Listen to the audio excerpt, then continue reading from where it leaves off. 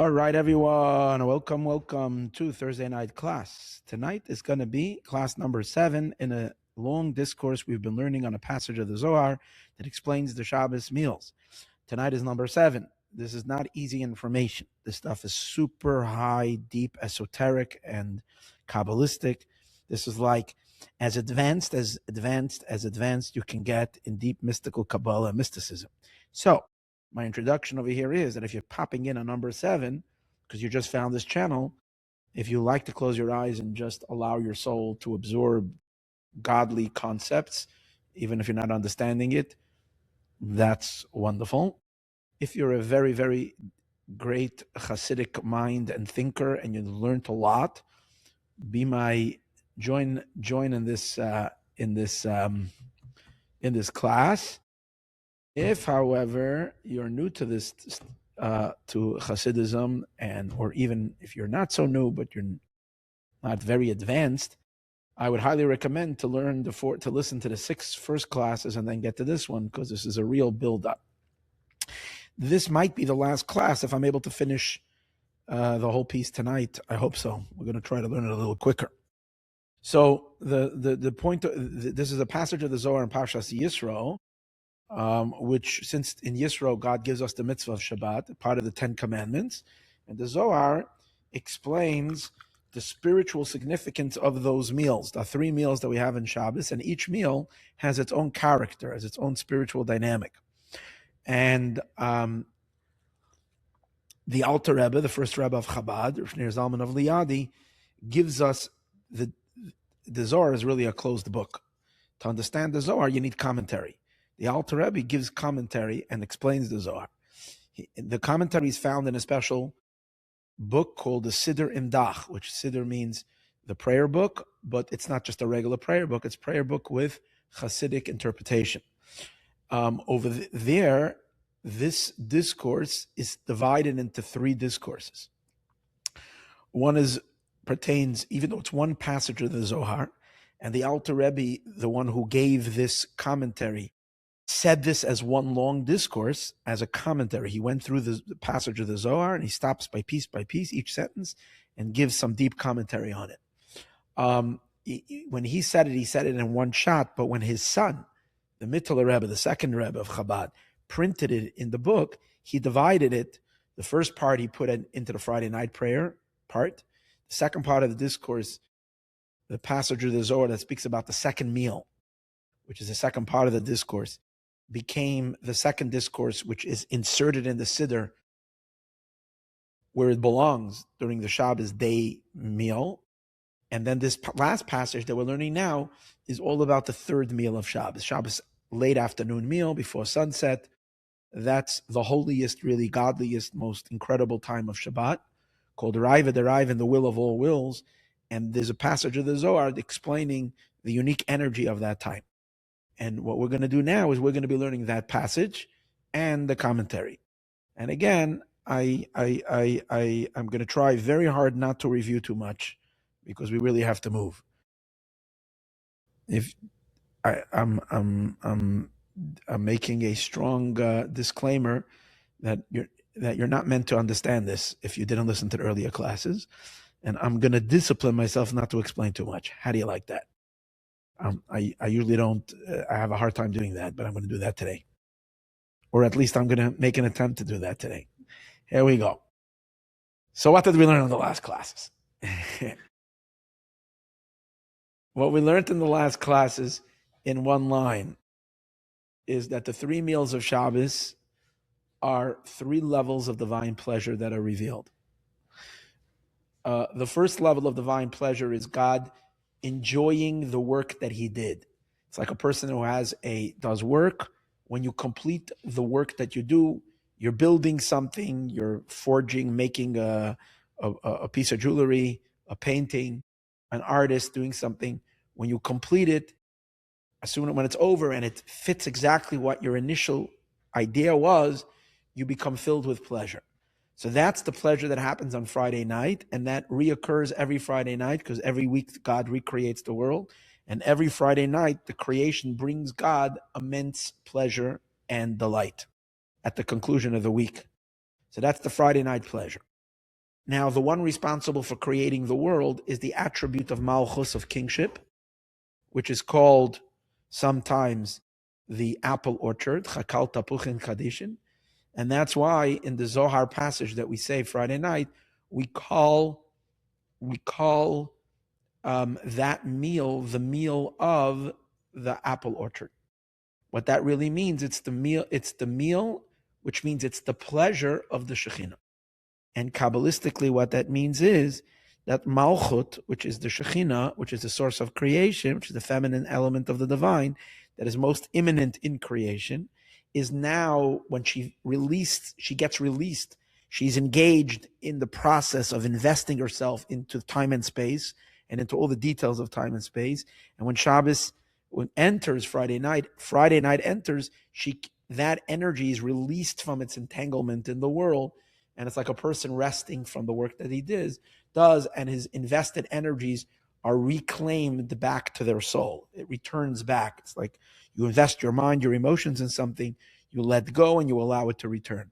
What happens then is the project energy gets reconnected to the original pleasure that drove it, and now that pleasure in this very expansive state. In Kabbalistic terminology, that means that Malchus rises into Keter. Keter is the inner dimension of the soul, the place of pleasure. Malchus is the power of engagement, investment into the outside, like kingship. Kingship is all about ruling and engaging with outside of the person. And the idea is that the project now reaches its ultimate fulfillment and reconnects to the original pleasure. That's the tremendous cosmic energy rise that happens on Friday night. Now, what happens on Shabbos day? Shabbos morning. Shabbos morning, we eat the second meal. We say our prayers, and then we eat the second meal. Second meal is a much higher meal. It's a much higher level of pleasure. Because what happens on the second day is that Malchut, that has risen into Keter, which is the crown, that crown rises into the crown of all crowns, into the ultimate Atik Yomin. What does that mean? When one gets fulfillment from a pleasure, we discussed in the earlier, again, I'm doing very brief review so that we have just context. When one gets fulfillment from a pleasure, it's usually because you had an initial dream of producing something, making something, creating something. When you complete the work, and that pleasure has been fulfilled, it's rubbing on that pleasure, it's stimulating that pleasure, and that's where the pleasure is. But that pleasure, which was the pleasure in the project, is only a ray of the ocean of pleasure that a person really has in the essence of their soul. There's a much deeper pleasure, the pleasure of the essence of being. Now, that pleasure is what motivates the pleasure of the particular project. Because, people have so many different things that they can then find, or different projects that they're working with, the things that give them pleasure. So which means each pleasure is only a ray and a limited expression of a much deeper, more primary pleasure, a more essential pleasure. And usually, when do you feel that pleasure? Not the moment you complete a task, because the moment you complete the task, you're enjoying your fulfillment in that you've seen the project through to its beauty, to its completion. So it's what you're feeling is a particular pleasure. You sleep over it overnight, you wake up in the morning, and suddenly you feel so good about being alive. You just feel content with yourself. That's a much deeper pleasure, because the pleasure is not in the detail. It's the specific pleasure that now triggers an awareness and opens up a person to a higher, more inner pleasure of just feeling delighted in being. Now take that to God, that happens on Shabbos morning. That the pleasure, the individual pleasure that God has from the creation of the world, now that pleasure goes inward into the essence of essence and triggers the ultimate pleasure of God. And therefore the Shabbos morning pleasure is the highest, deepest pleasure in the Ein Sof of the Shabbos meal. That's why that meal is called the meal of Atika Kadisha, which means the meal of the crown itself, of the innermost of the ancient one. Ancient one is referring to God pre-engagement with any particular element of the cosmos. God's kind of being completely contained within himself in the utter infinity. So that's the Shabbos day meal. What happens by the third meal, and this is where we're going to pick up now, and we learned about it briefly. The third meal is the same like the second meal, only there is a different nuance. In the second meal, that pleasure is taking place in a very inward, hidden, transcendental place. God is privately in his essence filled with the light of himself, like the Zohar refers to it, Shashuyei HaMelech. I don't know if it's a passage of the Zohar, but in Kabbalah it uses the term Shashuyei HaMelech Ba'atzmusai. The king is delighting in his essence. So that's taking place deep inside the Ein Sof. It's not projected outward into the cosmic order.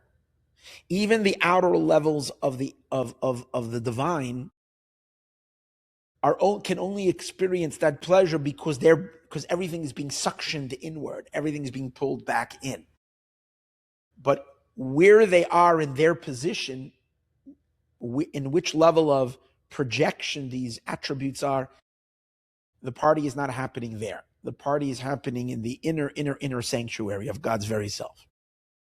When it comes to the third meal, that pleasure emanates outward and fills the entire projected order of all the chambers and all the worlds and initially all the elements of the divine personality become filled with this essential pleasure.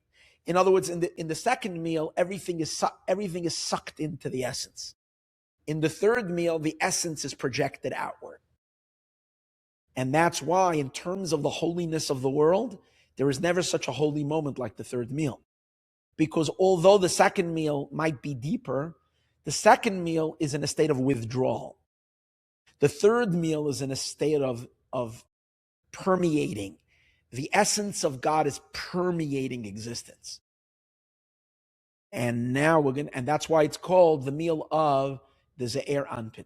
The Ze'er Anpin is God, the six emotions of God, which make up the main structure of the divine personality. So that is infused with the pleasure of the essence. Okay. So when is the pleasure of the essence most experienced by us and our consciousness? By the third meal of Shabbat. And that's where we're going to pick up now, where he's going to start explaining what happens then. Tochazi. So the Zohar says, this is on page 600. This is called Seder Seudas Shlishis. This is where he goes to explain the order of the third meal of Shabbos. It's interesting that in Chabad, he doesn't speak about it over here, but in Chabad, the custom is that this meal is so high that we can't even eat it. So it's the non-eaten meal. Now, halachically, you have to eat. So therefore, even if you're a Chabad Chassid, you must eat something.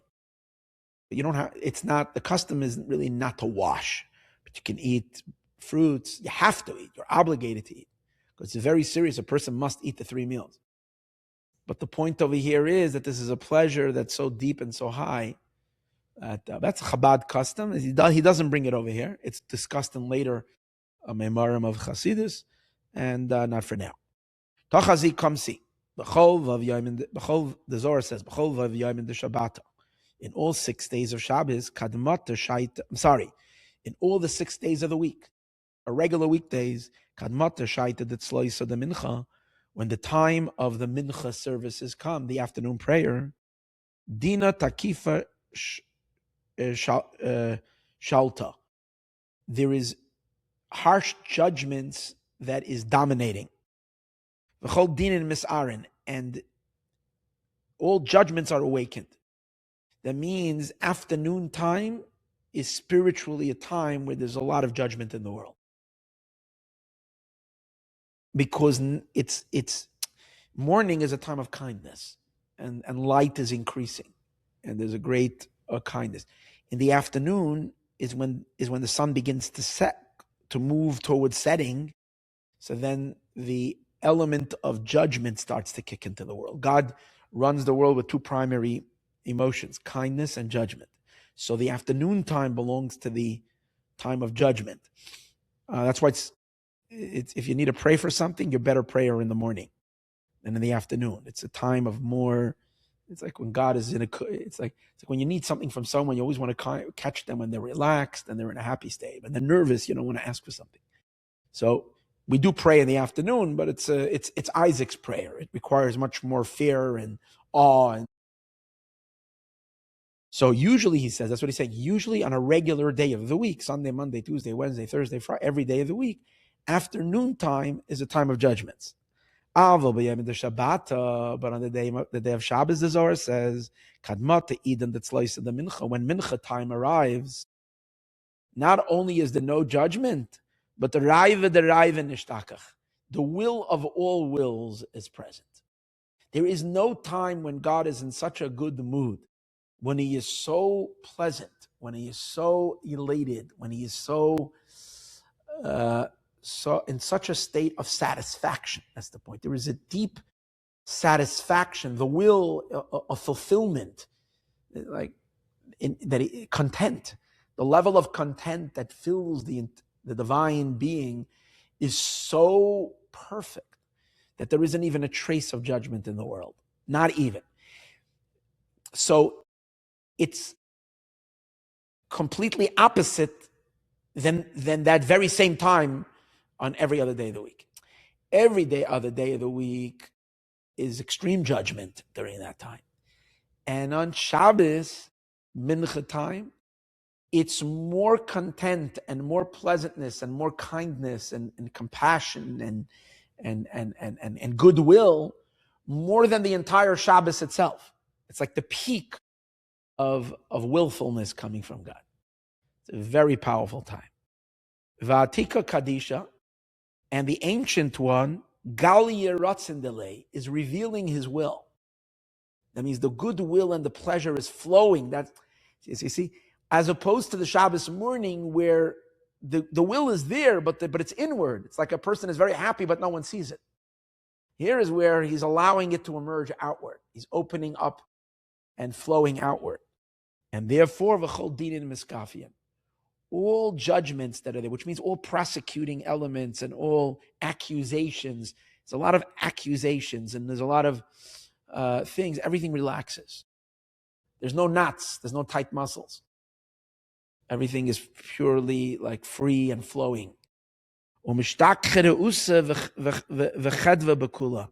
there is goodwill and joy in all realms. That's Shabbos by Mincha.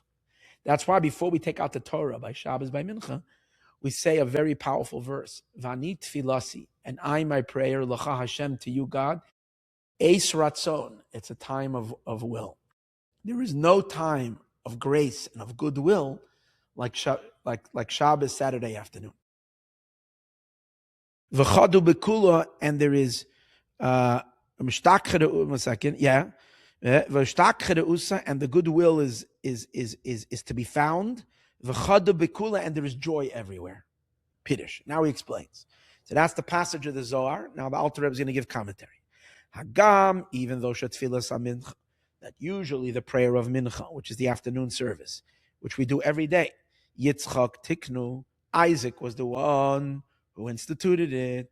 And as we know, Isaac is the personification of judgment, opposite of Abraham, who is kindness, which is the attribute of judgment, and from this place can come harsh judgment. Isaac himself is not harsh judgment. He's an element of judgment, but a sublime judgment. But from it can come, in a way of like evolution, some pretty harsh judgments which can call for punishment and stuff like that. Ki Yitzchak, like Isaac, sheyatzim emene Esav, like we see physically, that although Yitzchak was a great tzaddik, and even though he was pretty He was a strict person. Yitzchak was a strict person, but it was a holy strictness. From him came a son, Esav, who was a murderer.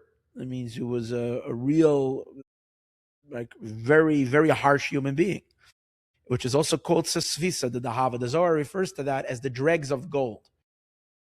Gold versus silver. Silver is kindness. Silver is a more mellow type of metal. It looks like water, which water is kindness.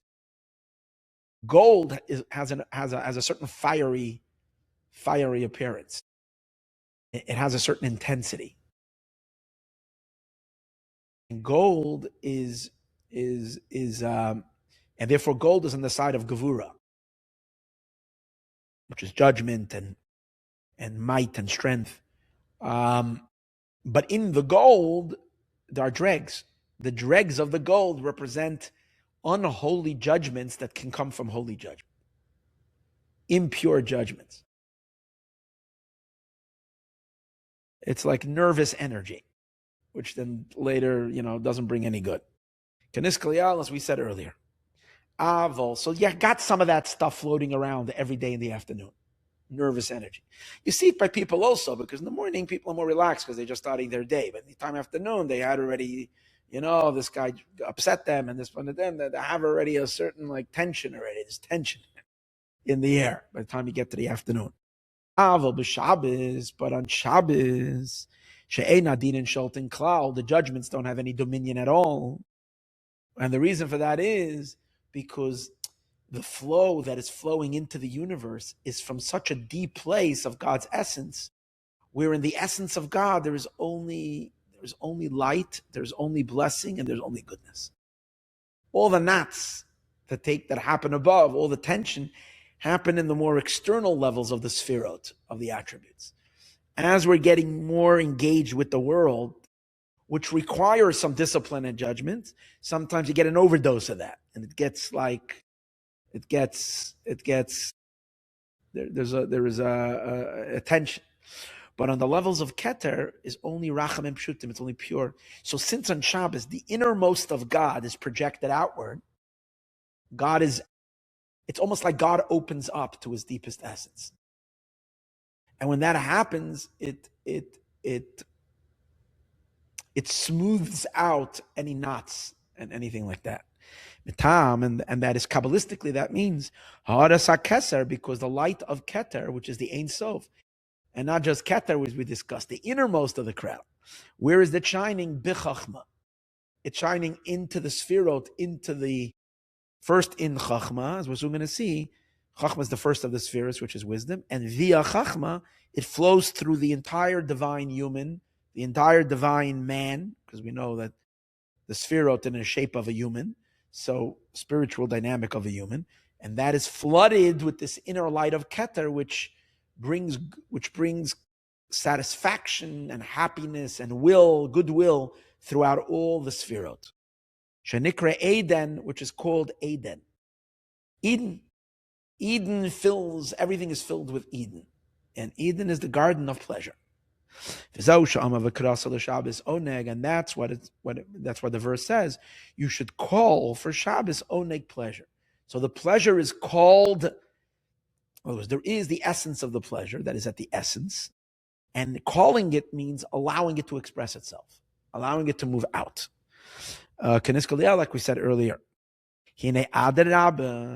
So since on Shabbos there is no judgments, so precisely at the mincha time, when usually there is the most judgment, on Shabbos there is the most flow of kindness.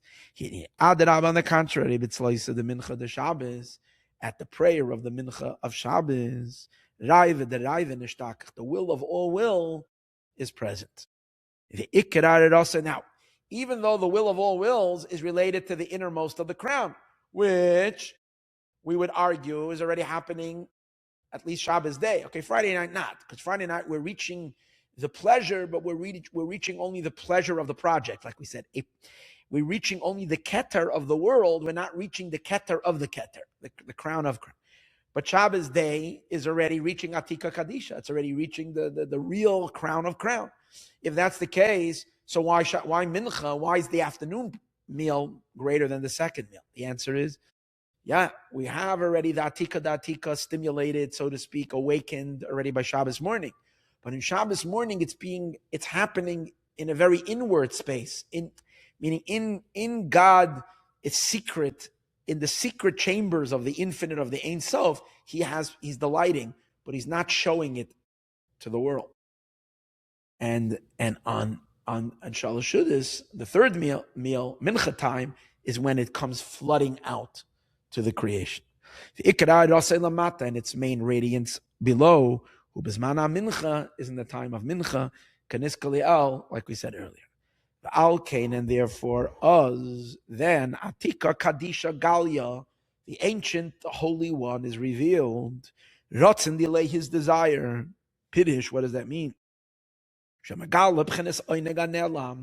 The hidden delight and the hidden pleasure is he's revealing. Hanikur Ratzin delay, that is called his will. Which is the simple will. The crown of the crown. And therefore it's also referred to as Reuven, the will of all wills, the pleasure of all pleasures. As stated elsewhere, and it is enough to those who understand. Now we go back to the Zohar. So the Zohar now continues. Ubahai Ratzin Istalik Moshe. And in this moment, when this will was revealed, Moshe's soul, Moshe Rabbeinu, soul departed and Moshe passed away. We know there were three great tzaddikim, three greatest of the Jewish leaders who passed away by Shabbos, by Mincha. Shabbos, not just on Shabbos, but in the afternoon. Moshe, Yosef, and David. These are three tzaddikim, three of the great of the righteous people. Joseph, King David, and Moses. All soul departed in the world at that moment. Why? So he's not going to talk about the other two. He's not going to talk about King David, and he's not going to talk about Joseph over here. But what he's talking about over here is why Moshe departed at this time. Because Moshe's soul cleaved to that inner essence that was revealed at that time. Because Moshe belongs there. That's what he's going to explain. Moshe's soul is a vessel. The soul of Moshe, it was primed to enter into such a state, to dissolve itself in God's will of will. So Moshe is almost like waiting for his moment where his soul needs to become subsumed in, needs to like be melt in. His soul has to melt into something. Moshe was waiting for the window to open up to that deep dimension of God, and it just sucked Moshe's soul right out of his body into Hashem, onto that level. That's why we know his soul was not taken by the angel of death. It was a kiss of God. And in this will, Moshe passed away. In the will of Atik, Nafik Nishmase, his soul went out. Vistamer Bey, and he became hidden. He was hidden in, because this place, it reveals itself by Shabbos, by Mincha, but in essence, it's a place of the hidden of all hidden. It's the deepest, most hidden place, which is, besides the Mincha Shabbos, it's always locked and closed. The fact that it's revealed then is not because it's possible to be revealed. It's because at that moment, something impossible happens that reveals itself. It's not like, oh yeah, it happens every Shabbos. No, it shouldn't be revealed, but yet God reveals it. And Moshe's soul was able to like go into that hidden place. And that's why one of the first things the Torah tells us about Moshe after he passed away, no one knew where he is, where he's buried. Because his soul went into such a deep, godly, mysterious, hidden place, which is utterly unknowable, it affected his physical body as well, that where his body was interned, which means his gravesite, was not to be found. Wherever you looked for him, you thought he was somewhere else. It says, he's going to bring it soon, that the people, they knew that he was buried on Mount Nebo. It says in the Torah, go up Mount Nebo, which is so why couldn't they find his gravesite? It says when they would go on top of the mountain, the people that would run up to the top, imagined his gravesite being below. The people who went below imagined his gravesite being on top. So you couldn't pick where Moshe or where his neshama was. It's like by the Rebbe. You go to the people in the Ohel, they tell you the Rebbe's at the Ohel. You go to the people in 770, they tell you the Rebbe's at 770. He's he's here, he's there. No, he's there, he's there. It's like these big tzaddikim. By the way, there's a great student of the Baal Shem Tov. His name is Reb Michal of Zlochev, the holy Reb Michal of Zlochev. He passed away by Shabbos by Mincha. And the way he passed away, it's a known story. He was pacing back and forth, reciting the Zohar. Literally this passage, he Ratzon, and that will, the Stalik Moshe passed away. And he was going back and forth, and suddenly his soul just left his body. So these, great tzaddikim who have some spark of Moshe inside of them can ascend at that moment. So it says, the will of this Nafik Nishmasa, his soul went out, he got concealed in it. And because of this, the Zohar says, no one knew where Moshe is buried. Why? Because Ma'atika, just like the ancient one, is called Tamida, Mikol Tamida, and is called the hidden of all hidden. The upper worlds don't know him. The hidden of all hidden are not known even from the upper worlds. And obviously then it's not known to the lower worlds. Even the most highest celestial beings, this level is mysterious, is hidden from them. That's why it's called the hidden, it's hidden from the hidden. And therefore as well, Hai Nishmasa, this soul, whose soul? Moshe's soul, the Itmar Bahai Ratzon that was interned spiritually in that will, it melted into the will. Tamir Mikol Tamirim is hidden from all hidden. Ish, and no man can know Moshe. Can't know where he is. You can't get to him. Cool. Pidish. So now he explains, this is the passage of the Zohar.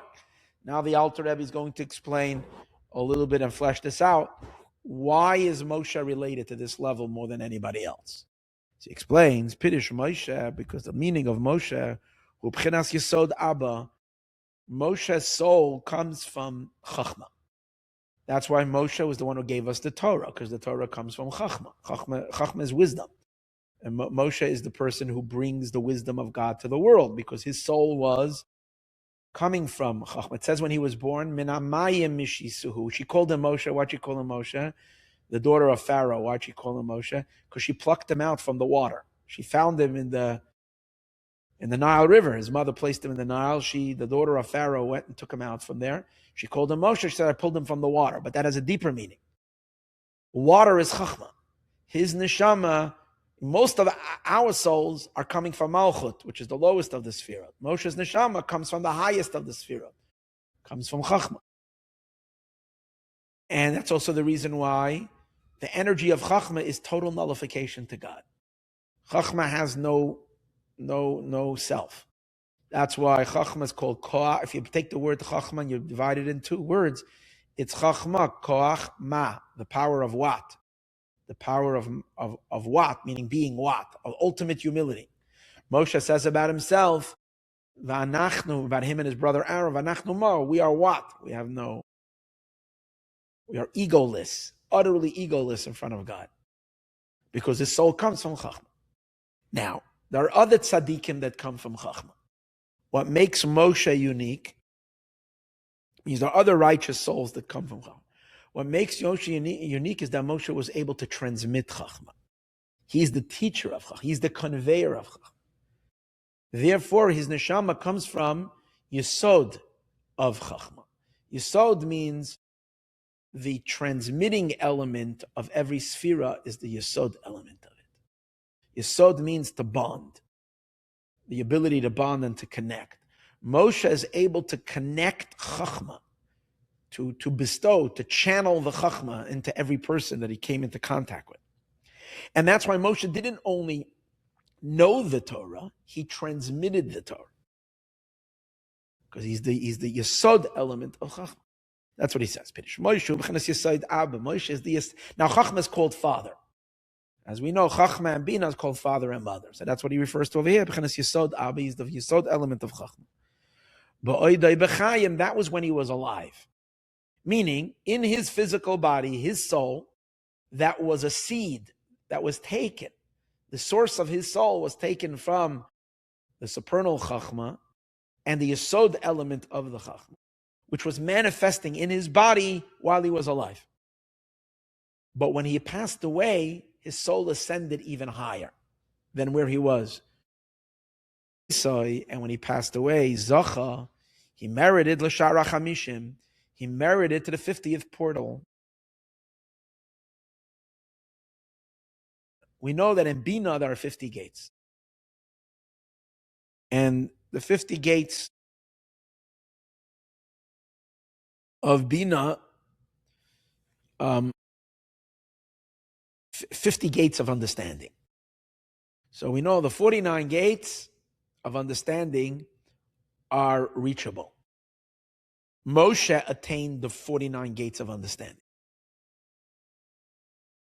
To him was revealed every level of understanding. He had ultimate understanding. But the 50th gate was elusive. His entire life, he did not attain the 50th. There's a verse that says, Tachsirehu, Hashem made him lack ma'at me'elokim, a little tiny bit from being divine. The little bit is referring to Moshe. Moshe was, Hashem reduced from him just a tiny bit. Because he had all 49. It's referring to the 50th gate of Bina. Bina is a lot of time called Elokim. Chachma is Havaya. Bina is Elokim. So Ma'at Elokim means a tiny fragment of Elokim was lacking all his life. But that 1/50th of the name of Elokim is infinitely bigger and greater than all the 49. Because the 50th portal of Bina is really the light of Keter that shines in Bina.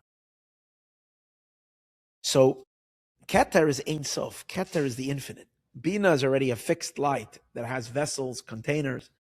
So the 49 gates of Bina have some kind of a measure, some kind of a container. The 50th gate, it's called Ayin, complete nothingness. It's even higher than Chachma. It's Keser. The 50th gate of Bina connects Chachma and Bina and unifies them as one. Because it's higher than Chachma and it's higher than Bina. Now, when Moshe passed away, his soul ascended into the 50th gate. Where do we see that? He was told, by the time of his passing, God said, go up the mountain and you will pass away. Which mountain did he tell him to go? The Torah refers to that mountain as Mount Nebo, which in Hebrew is called Nevo. Nevo, the Ari, reveals the secret, that Nevo stands for Nun Bo, the 50th is in it. So the physical going on that mountain was a reflection of a spiritual ascent of his soul into the 50th gate.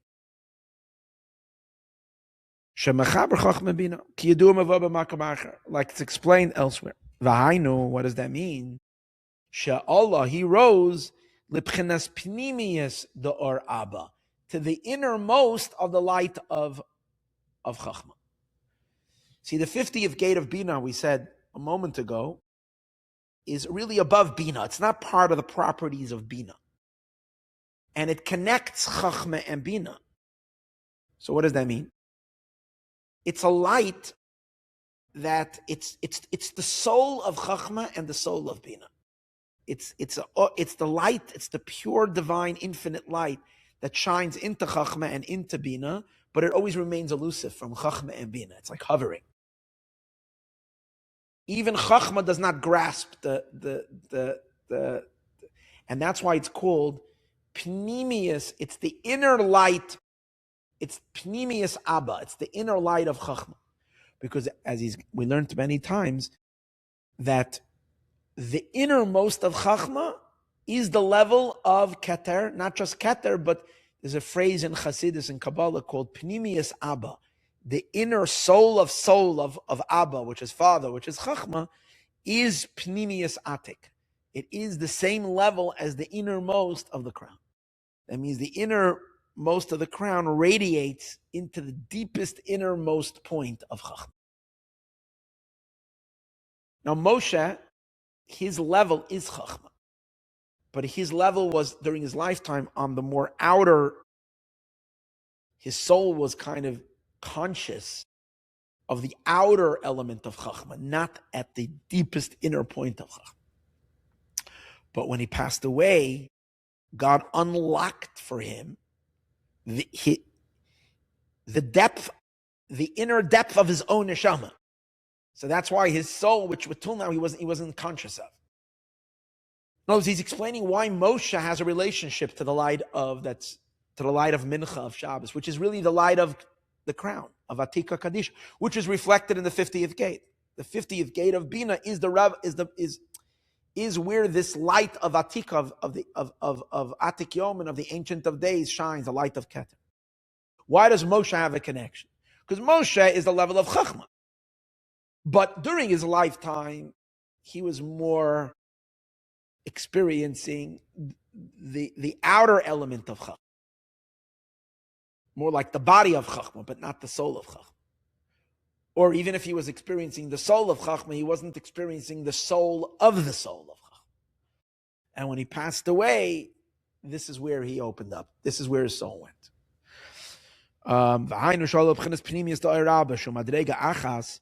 He ascended to the innermost of the light of Chachma, Shu Madrega Achas, which is one level, the same level, Imchenes Pnimius to Atik Yom, which is the same level as the Pnimius, the innermost of Atik Yom, which is what's revealed by Shabbos by Mincha, as we say, because we're the Keter of Keter, the crown of crown, is revealed in Chachma and via Chachma through the Spheros. That was a moment where Moshe can like be like a little fish that you let it back into the water. Like it says in Eitz Chaim. And he was plucked from the water, and then he was then returned to the water where he was plucked from. And then once, it's like imagine taking a fish that you have, and then you fished in your fish tank for many years, and you developed a good relationship with it, and then you take it to the ocean, you put it, you'll never see it again. You allow it to go into the hidden ocean. As stated in Eitz Chaim, Pnimius Abba, the innermost of Chachma, hu la'olam pnimius Atik Yomin, is always the innermost of Atik Yomin, of Ancient of Days. Or pchenas pnimius Atik Yomin, and the inner element of Atik Yomin, hainu pchenas ha'oneg, this is this level of divine pleasure, v'ratzon ha'pashat, that the simple will, when we call it a simple will, means it's not a will for something. It's not a fulfillment of something. I want a house. I want a new car. I want to find love. I want to find this. That's already particulars. This is the will and the pleasure of all pleasures, the essence of the essence. That's why it's called simple, because it doesn't have any design yet. Shemeir, that is illuminating ma'atzmus atayne gapashut, from the very essence of the simple pleasure. V'nikra ratzon da'atika, it's called the will of Atika, of the ancient one. The shaman over there and on that level, also nishmas Moshe b'Mosai, Moshe's neshama went up when he passed away. Begin kach, and for that reason, no one knew his burial site. Le'elyonim nidmal lamata, as it says in the Gemara, that the upper ones thought that Moshe is in the bottom of the mountain. The tachtonim, and the ones who are at the bottom of the mountain, nidmam lamayla, they thought he's on the top of the mountain. Hainu gam kein. This is also Masha Amar Khan, what it says over here. Ba'atika, in the ancient one, b'ratzon delay, in his will, shahu tamir mikol tamid, and that is hidden from all hiddenness. V'lo yadin, and the Zohar continues. The Zohar says such a high level that no one knows it. Why was Moshe so hidden? Because he went into the hiddenness of hiddenness, which is the innermost of Keter, which is the hidden. And when it says V'lo yadin, the Zohar continues, they don't know him. Ilan, the upper worlds, V'tatan, and the lower ones. What does that mean? The upper ones thought he's below. What does that mean? So Gevald. Ki b'chinas atzmus or ein soif, because the essence of the Ein Sof, Meir be'ilan v'tatan, illuminates and shines in the upper and in the lower worlds equally. Bashva achas, in an equal state. What does that mean? Piddish, he's going to explain. Ilayin, when we say the upper, we mean Einu B'chinas HaMakifim. Upper over here means the energies of God that are sovev, that are encompassing, which means God's energies that surround the vessels, that surround the cosmos, that surround the world, that surround the surrounding energy. That's called upper. The reason it's upper, because it's above our grasp. If it's higher than a vessel, which means it can't be contained. And the lower means the light that goes into vessels, the pnimi, the internal light. That's called lower because it could be contained in a vessel.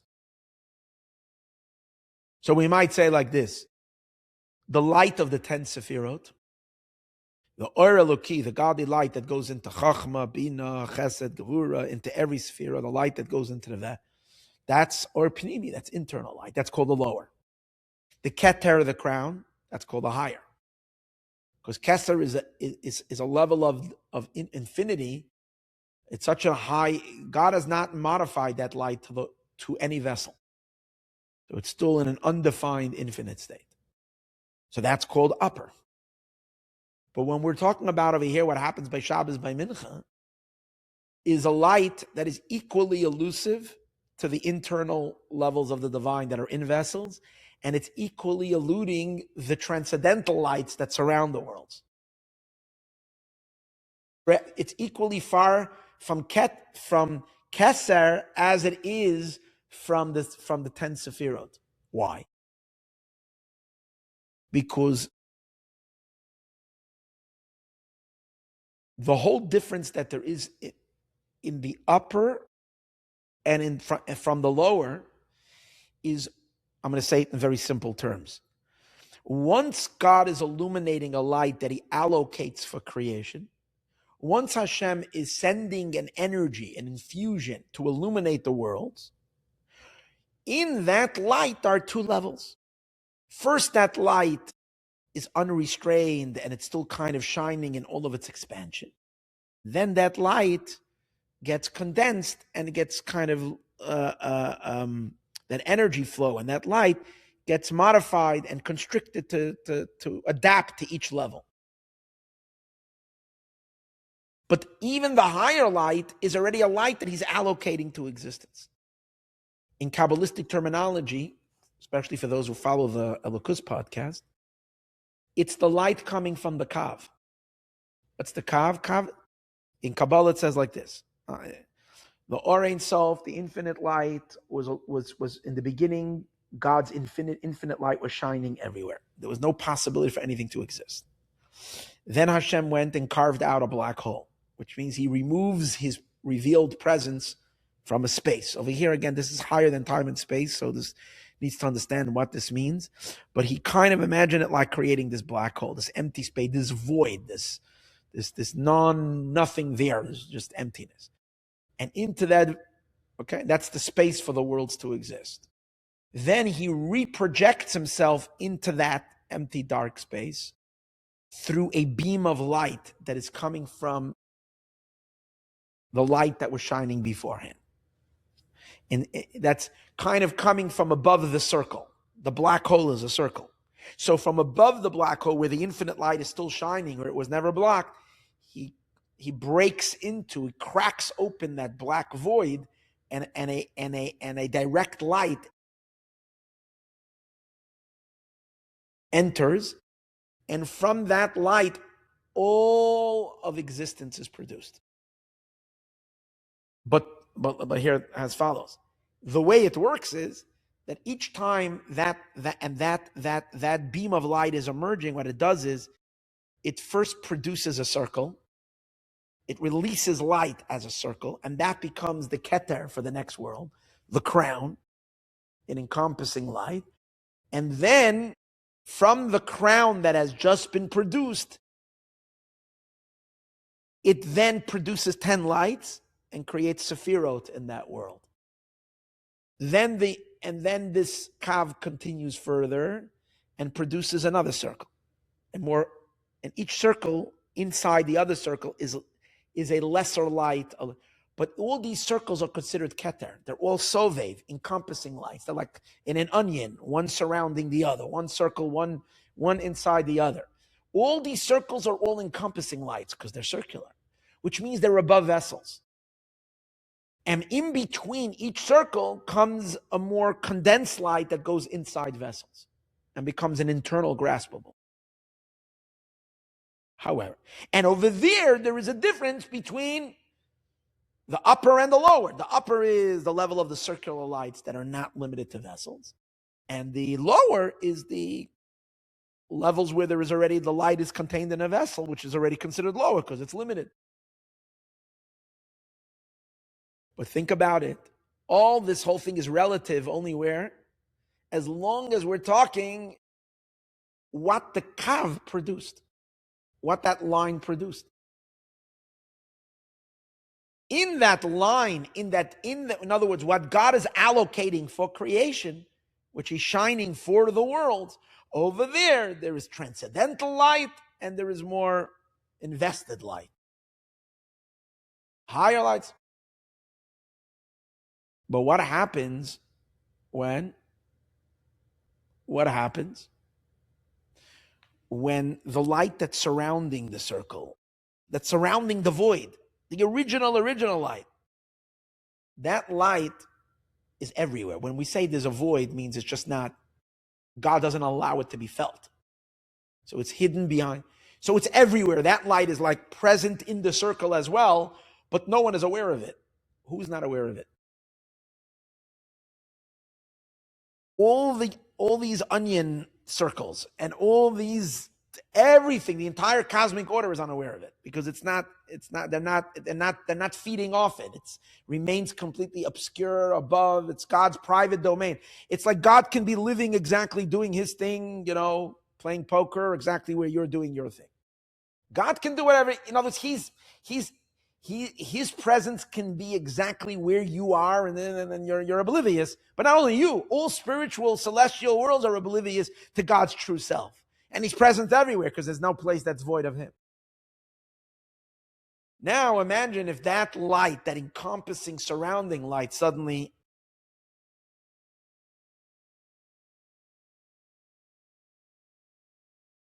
comes out of the shadows and emerges.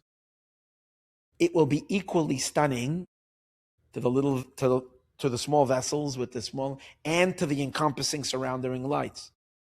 The Or HaSovev, the encompassing light, the Keter of every world, and the Spirit of every world are equally far from this and equally not ready for this light, and it's equally blow their socks off of the lights of all these things because He's transcending both equally, because this is not a light that's meant for anybody. It's God just opening up and being Himself, but not hiding it. Just allowing Himself to be as He is in the world. It's not about the world, it's about Him. That's what happens by Shabbos, by Mincha.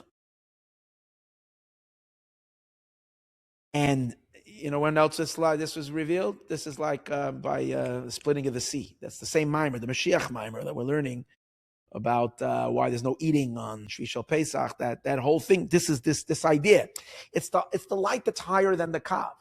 So therefore, sovev, and it's equal. So here's the thing: when it's hidden, when God is not splashing around, making noise from His hidden place in the background, when He's not,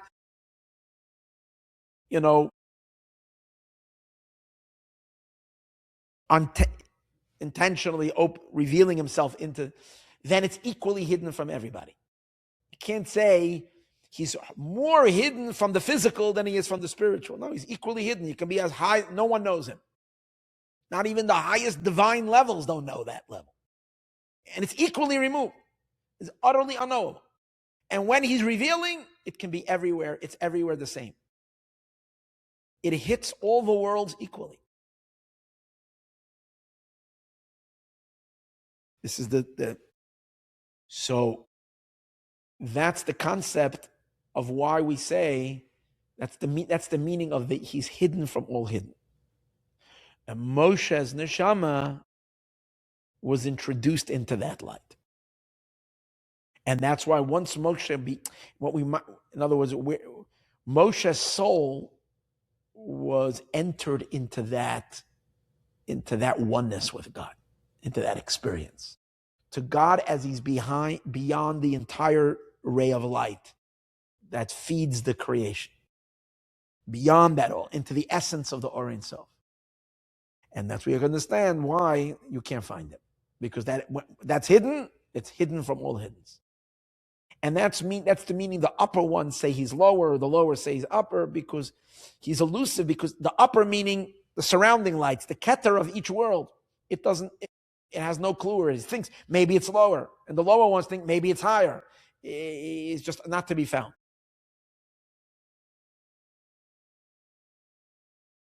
Which is called hidden and hidden. But he himself, Tamar, is hidden, gam min atmirim, even from that which is hidden.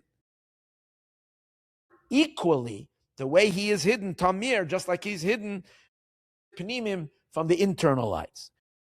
Achas, with one equal hiddenness. Shuhu memala kol hacholol, because he himself fills the entire space.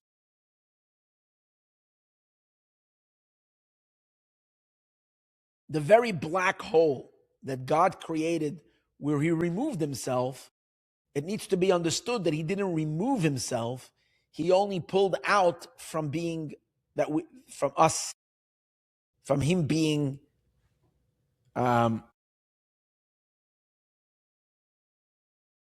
sensed in this space. So it's not being sensed. The tzimtzum arishon, and even the first tzimtzum, gamkein eina mas telefonav, also doesn't hide for him. That's what we mean. Even in the black hole, it never blocked him. He's there. And therefore, the upper and the lower are equally ignorant in front of this light. And it works in one or two ways. Either he reveals himself and illuminates in both levels, which means in the Keser and in the lower Sfirot. And when he does, he's equally present in both, when he's revealed. But when he is concealed, he's equally hidden from both. Heaven and earth I fill. So it doesn't say a difference of heaven and earth. God fills them both equally. Heaven also means the encompassing lights. They're called heaven. Like the heaven is circular around the earth. Earth is referring to on all levels, the internal light. And Hashem is equally hidden from both.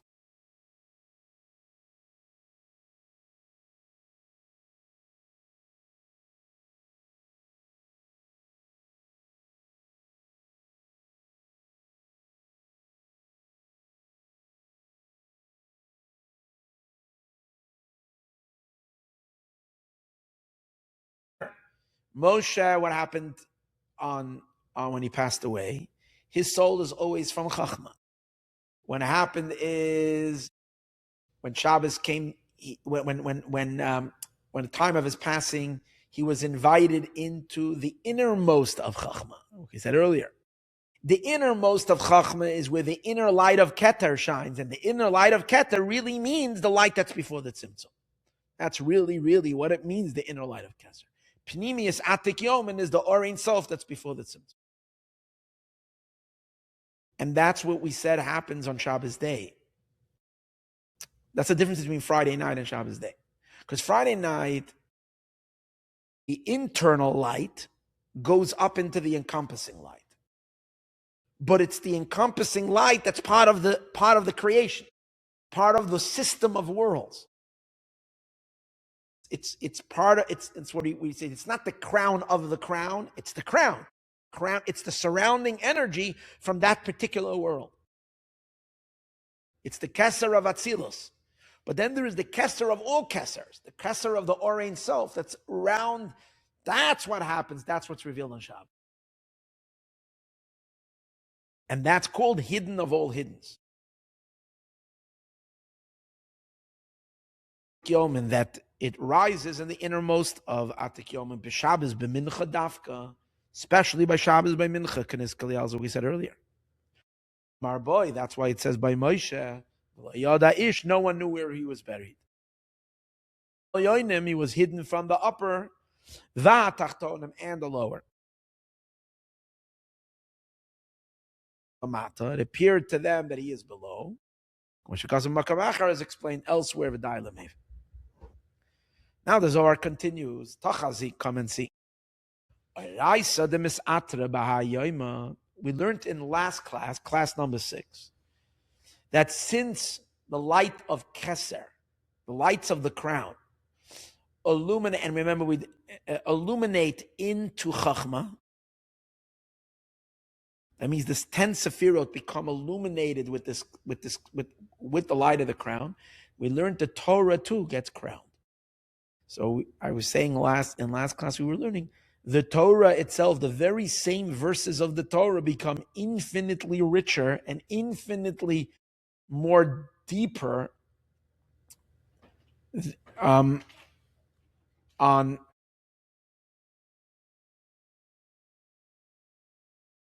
the light of the Torah becomes infinitely richer and infinitely more potent on Shabbos. You're not reading the same Torah on Shabbos. Of course it's the same. But the flow of meaning, of divine depth, it exponentially grows. That's why on Shabbos, if one studies Torah, you can have much greater insights on Shabbos, because there's a tremendous expansion in Chachma. The Torah gets crowned. And as we learned in last class, it's called perfect crowns. Remember we learned this, imperfect crowns, perfect crowns.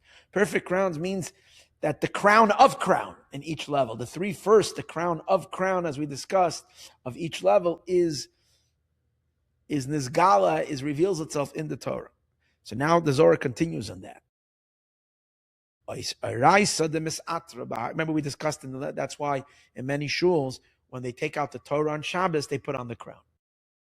Which during the weekday, you can take out the Torah to read and you won't put on the crown. Because on the Shabbos, the Torah has a crown. The Torah that becomes crowned on this day, Misatra Bekula, becomes crowned in all of its levels. What does that mean?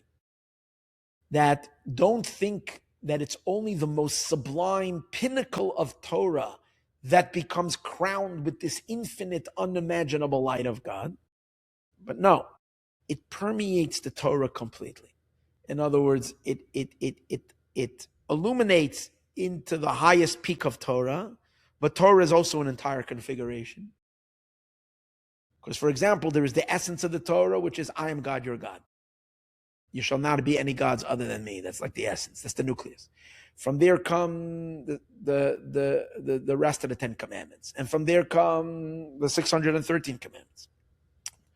248 positive commandments, 365 prohibited commandments.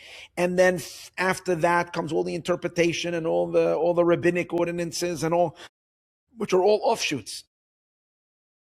So what he's saying is, when we say on Shabbos, the Torah becomes infused with this infinite pleasure and delight, it fills the entire Torah all the way to the outer. The tiny twigs of the Torah are filled with that light of pleasure. Not only the trunk of the Torah. He's going to refer to the Torah as a tree.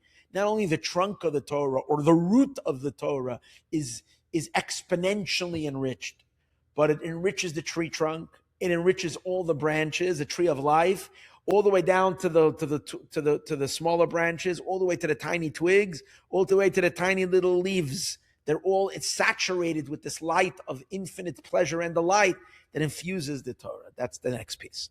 Tochazi, come and see a Raisa, the Misatra B'Hayoyma, the Torah that becomes crowned on this day.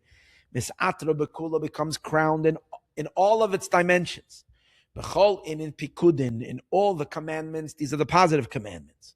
B'chol in Gezerin, in all the decrees, v'anchin and punishments, which he's going to explain in a moment, is referring to prohibitive commandments. B'shivin amfin, in its 70 branches, because the Torah, although there's 613 commandments, it's really 70. because the Torah then, the root of the Torah are the 7 divine emotions, and 7, every number is perfect with 10, so it becomes 70 emotions, and those 70 emotions are the root of all the mitzvot. So that's why the tree is considered to have, this tree of life is considered to have 70 branches. But all these 70 branches are on Shabbos flowing with the light of the innermost of the crown. It's juiced up with an energy that is just Ein Sof. B'shivin amfen, in the 70 branches, dinahoyre de zaharin, of this light that is shining, b'chol sitra v'sitra, and every side of the Torah, every angle of the Torah, every offshoot of the Torah is illuminated with this incredible light of pleasure, or this incredible delight. Man chami, who can see, anfin de nafkin, the branches that go out, mikol anfa de anfa, from every branch there's branches, and all of that is all illuminated with that light. Chamisha kaimen begoyilana, there are 5 that are present in the tree. Kuli anfin baha achidan, and all the branches are unified with those 5. Now, this is going to take us back to what we learned in last class, that there's a concept called the 5 chasadim, the 5 kindnesses. So in addition to the 70 branches, which are the main branches of the tree, which are the offshoots from there, there's also a certain element of 5 powers of kindness, that is the water element that's in the tree. Kindness is water.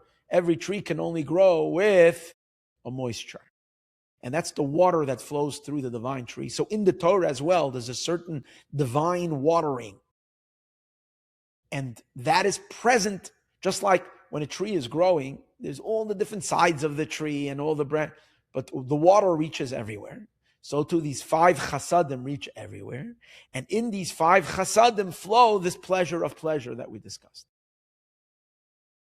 It's almost like the 5 powers of chesed, which are really 50, as we're going to see, because each 5 has all the other 5, and then times 10, as we discussed, how you get 50. These 5 are all incorporate 10. And what happens then is that these 50, they are they saturate the entire tree. Like the water in the tree is everywhere, the moisture of the tree. So let's see how this Piddish, as he explains, the root of this is not the Torah, by the way. The main Torah, the main Chumash, the main scripture, 5 books of Moses, he's going to explain in a moment, is the 6 emotions of God. And mainly Tiferet. The Torah is Tiferet, which is the 3rd emotion, which is the Torah itself. The Ze'er Anpin. But the root of the Torah is Chachma. Chachma, Torah, Araisa, Chachma, Nafkis, as emerges from Chachma. So the beginning, Pedish, Araisu, B'chenes Chachma, Datzilas. Araisa, the Torah itself, is the Chachma element. That's the root of the Torah. Is the Chachma of Atzilus. But on that level, on the level of Chachma, you don't have any design yet. Chachma is still such a pure abstract point. There's no design. The limbs of the Torah, the mitzvot of the Torah, and so is when the Torah starts to becoming developed, that's already in the emotions. Now, but what's the recipient? Where can the light of Keter, which is pure infinite light, what's the only vessel that can receive the light of Keter? The Ze'er Anpin, the 6 emotions, because they are already designed with a certain design, with a certain fixture, and they don't have the complete bittul, the epitome of total nullification. They have some kind of a substance of self. The light of Keter can't reside in them. The only one that can receive this infinity, the pure light, especially since we're explaining now that this light of Keter is the light that's before the Tzimtzum, you have to be utterly nullified, utterly nothing. You have to be, if you have any definition that defines and limits you, there's nothing to talk about. So Chachma is the first, Chachma is the only one who can receive. That's the meaning. The Torah in its root, which is total bittul and nullification. That's where the light of Kesser, the light of Shabbos, can shine. But via the Chachma, once it's received in Chachma now spreads into all the Sefirot, all the attributes, into all the particular mitzvot of the Torah, to infuse it with Chachma, but not just with Chachma, but with the light of Kesser on Shabbos that fills the entire Torah. So again, the Torah is the Chachma Vatzilus Shema Kabbalah Seudas HaKesser. Chachma is what receives the light of Kesser, Kenis Kliyal. The Hainu Pidish, and that's the meaning, the Misatra, that the Torah becomes crowned. V'amar, and then he says, Sha'oira Kesser Ameir b'Chachma, that the light of Keter that shines in Chachma, Hu Shem Mispashit, this is what expands B'chol ha'oiros, in all the lights. There's an Anpin of the small face, which remember we learned, that's the 6 emotions of God, are called the Anpin. Ki b'Chachma mislabeshes tchila ha'ara. First, the light needs to land. It needs to first expand in Chachma.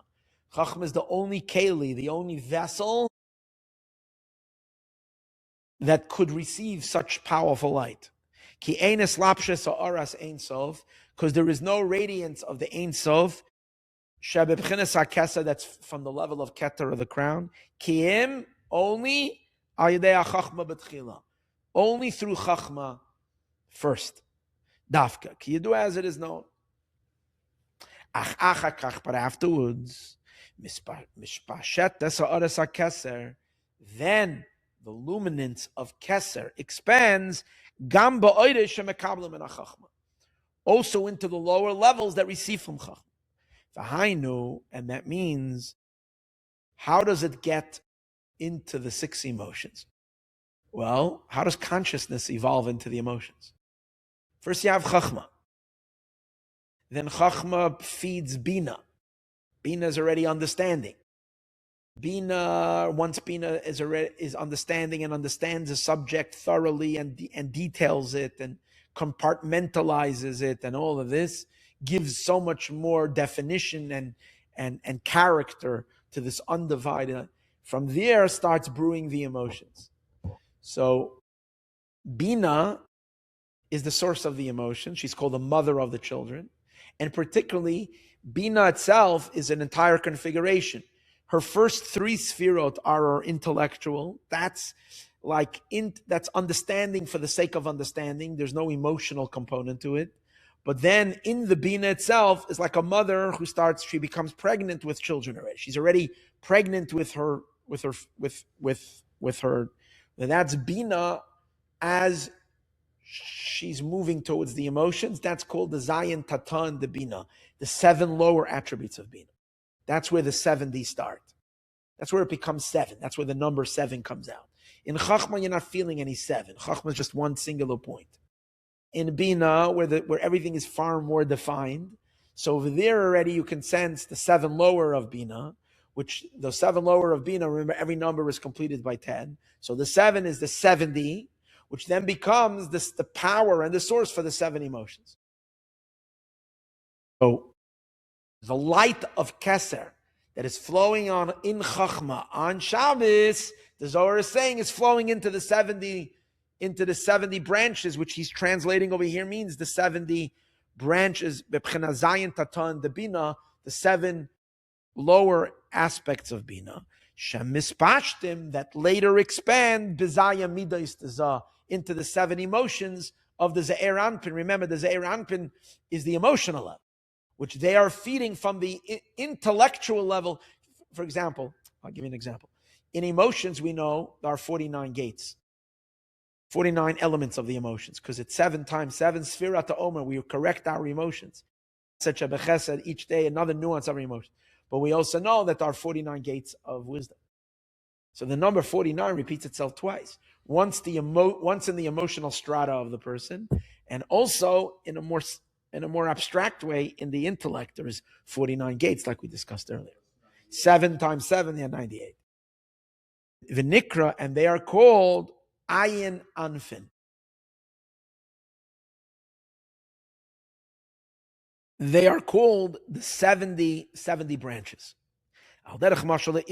Just like a tree, gives the example of a tree. A tree has a ikar. The ikar of the tree is the tree trunk. The shoresh, but even deeper than the trunk are the roots. And then there are branches, hamispashtim, that expand from the tree. Now, when we speak about the divine tree of Chachma, is called shoresh.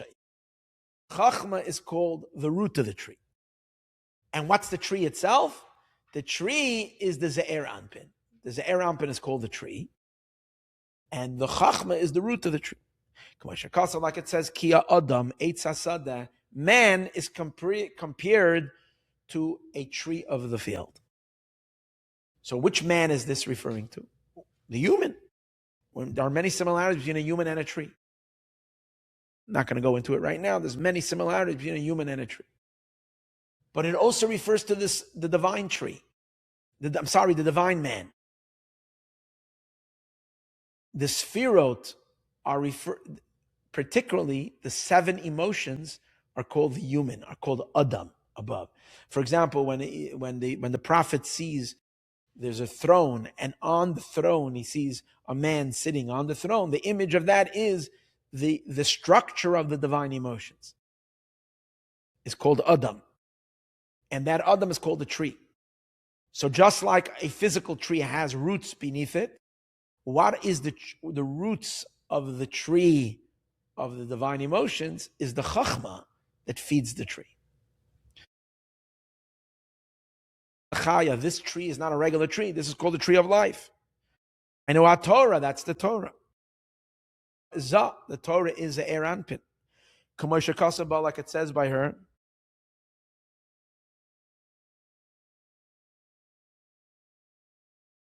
And the 70 branches, Shaba, Hainu hakloliyos kol hamitzvahs. The generality of the mitzvot, even though we said there's altogether 613 commandments, but really there is 70. And this and many mitzvot are like offshoots of one mitzvah. Ramach mitzvahs asay, so the 248 positive commandments, nikra pekud. Remember, the Zohar said that it fills every element. It fills the pekudin of the Torah, which means commandments, and also it fills the gzerin va'unshin, the decrees and the punishments. What does that mean? That's referring to the 348 prohibitions, 2 types of mitzvahs. Ramach mitzvahs say nikra pekudin. Positive 248 positive commands are called pekudin. V'shasal loisa say, and the 365 prohibitions nikra gzerin va'unshin are called decrees and punishments, kidu as it is known. Mitzvahs asay, and the positive commandments, sharsham ebchenas hei chasadim. The positive commandments are rooted in the 5 chasadim. The positive commandments are rooted in the 5 powers of chesed. Haloisa say, and the prohibitive commandments, sharsham ebchenas hei gavuras. They're rooted on the 5 powers of gavura. Because what does it mean, the 5 powers? Because we know that there is chesed in each sphere. Chesed of, right? But there's also gevura in each sphere. There's the gevura, the 2 main spherot is chesed and gevura. So they're in each one. V'hakol nimshach, and all these are drawn mezayin tatan the bina. Once they settle in and they become manifest as emotions, they're emotions. But what's their source? Where do they begin evolving as separate powers? In the bina, in the understanding. Even though in a seed they're all in chachma, just like the roots of the tree contain the whole tree. But that's in chachma you can't see it. Chachma is like a seminal drop that has the entire child, but it's all one drop. In the mother, the limbs become differentiated. So in bina you can already start dissecting a child. But then when the child is born, that's the emotions. That's a full-fledged child. So it divides into 70 branches. And this is what it says, that the Torah becomes crowned in all of it. What does that mean? That the simple desire of God mischalik flows into, it fills the entire tree. That means the Shabbos, the refreshed Shabbos energy, the deeper godliness that flows into the entire Sefirot is such a powerful gush that it reaches the tiny alleyways also. It fills, it runs through the entire tree all the way to the tiny twigs. It goes through everything. And it goes into the 70 branches. It saturates the 613. Because what's the difference between the 70 and the 613? 70 are the root of the 613. 7 emotions. And then the emotions become nuanced. Just like every emotion of a person. There is the general emotion of love. And then there is, I love my friends. I love my family. I love this. I love that. That's already details. So that's the difference between the 70. 70 is the primary power of the mitzvot. And then there is, from the 70 primary mitzvahs, come out the specifics, and ultimately it results in 613 commandments. And in all of them, yesh oir hakeser hameir b'Shabbos. In all of them is the light of Keter that shines throughout all of them in Shabbos. That's why we're going to see in the end of the discourse that if you keep Shabbos well, according to halacha, you're very careful with Shabbos, it's as if you kept all the mitzvahs, and all the blemishes that someone had in any mitzvah becomes filled in that one Shabbos that you keep. Keep Shabbos, it's like, why? Because Shabbos is the inner light of Keter, and that is much more powerful than the individual mitzvah. And when that swoops into the mitzvahs, it patches up any lacking. It regrows if there's any tooth that has been a little chipped that didn't grow, if there's any dead cells of the divine man, so to speak, which translate into a person's connection to God and so on. If anything died in the person's soul, and Shabbos can like resurrect it, Shabbos can like repair it. It does a self-repair and everything, because the energy of Shabbos is so potent and so powerful and flows into all the mitzvahs. Everything becomes Shabbostic. That's the point. The Shabbos saturates from head to toe. From the will, and the simple pleasure. That we mentioned earlier, that it says the Nahar in Mekol Sitra v'Sitra. And this, the Zohar says, that is shining in every direction. It means in all the details of the 6 directions of the Ze'er Anpin, which is also the idea of the 70. 7 is if you count Malchus 2. 6 is if you count the primary Sefirot, which are the 6. But every element of that, Sitra v'Sitra, all the nuances of the emotions, which is the divine man, the divine limbs, are filled with this Shabbos light. And this is what it says. Who can look, who can see, Anfin de nafkin mikol anfa, who can see the branches that goes out from all the branches? Hainu, prata yischalkus l'taryag. This is referring to further. In other words, first it goes into 70 branches. And who can then see how these 70 branches become small little twigs, which is referring to the 613. Shenischalik, that became subdivided, Maayon anfin, from the 70 branches, the Bina of Bina, Niskaliel, that was mentioned earlier, the Dailam Even, that is enough to those who understand.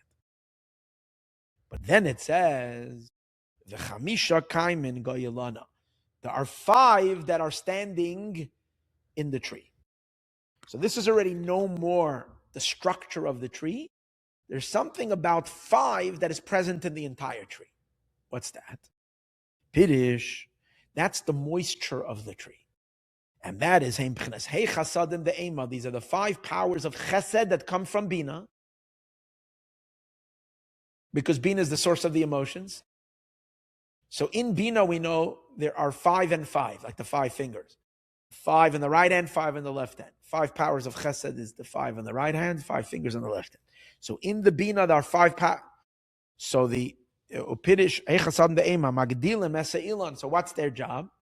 They expand the tree, the Ze'er Anpin of the Ze'er Anpin. So he's going to explain what does that mean that they expand the tree. Upirish hagdala zayis. What does it mean, this expansion? This is literally like the effect of water on a tree. A tree that's situated next to a water source or moist ground, these trees grow a lot because water makes a tree grow. Ilan agashmi, a physical tree. Through this, the tree can grow. It can grow within itself, beklipos, and also its bark. And it will grow. It will grow. If it's a fruit tree, it will be a very rich fruit tree with a whole lot of fruit.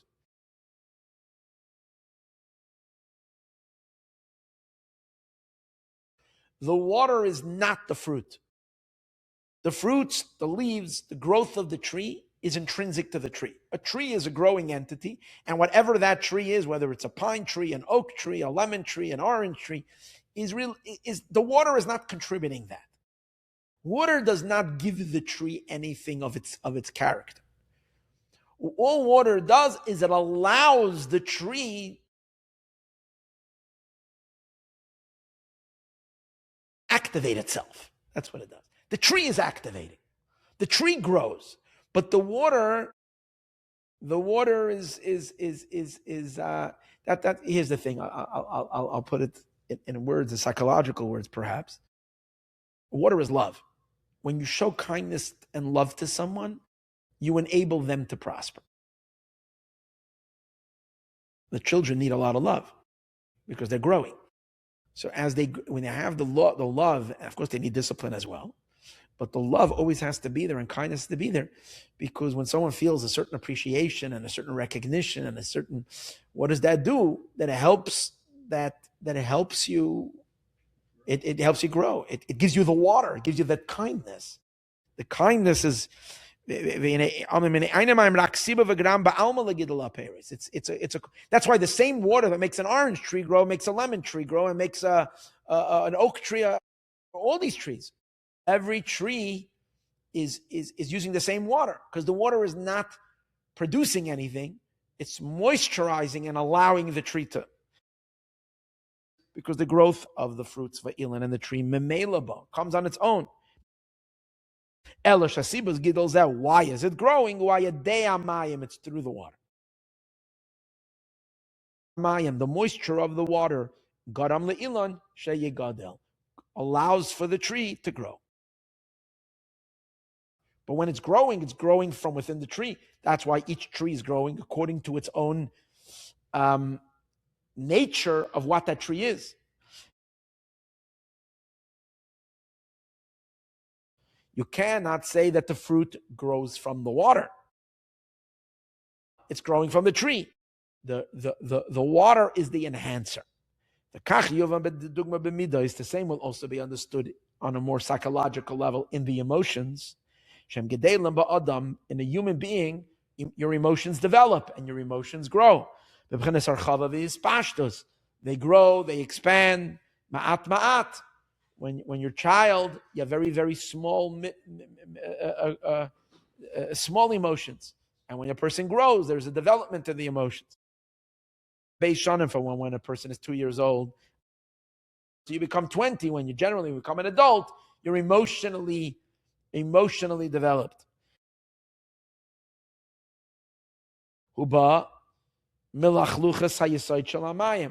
So how does the physical body grow? Also, it requires the moisture of water. Where do you have moisture of water? In the human body. Interesting. The moisture that we're talking about is produced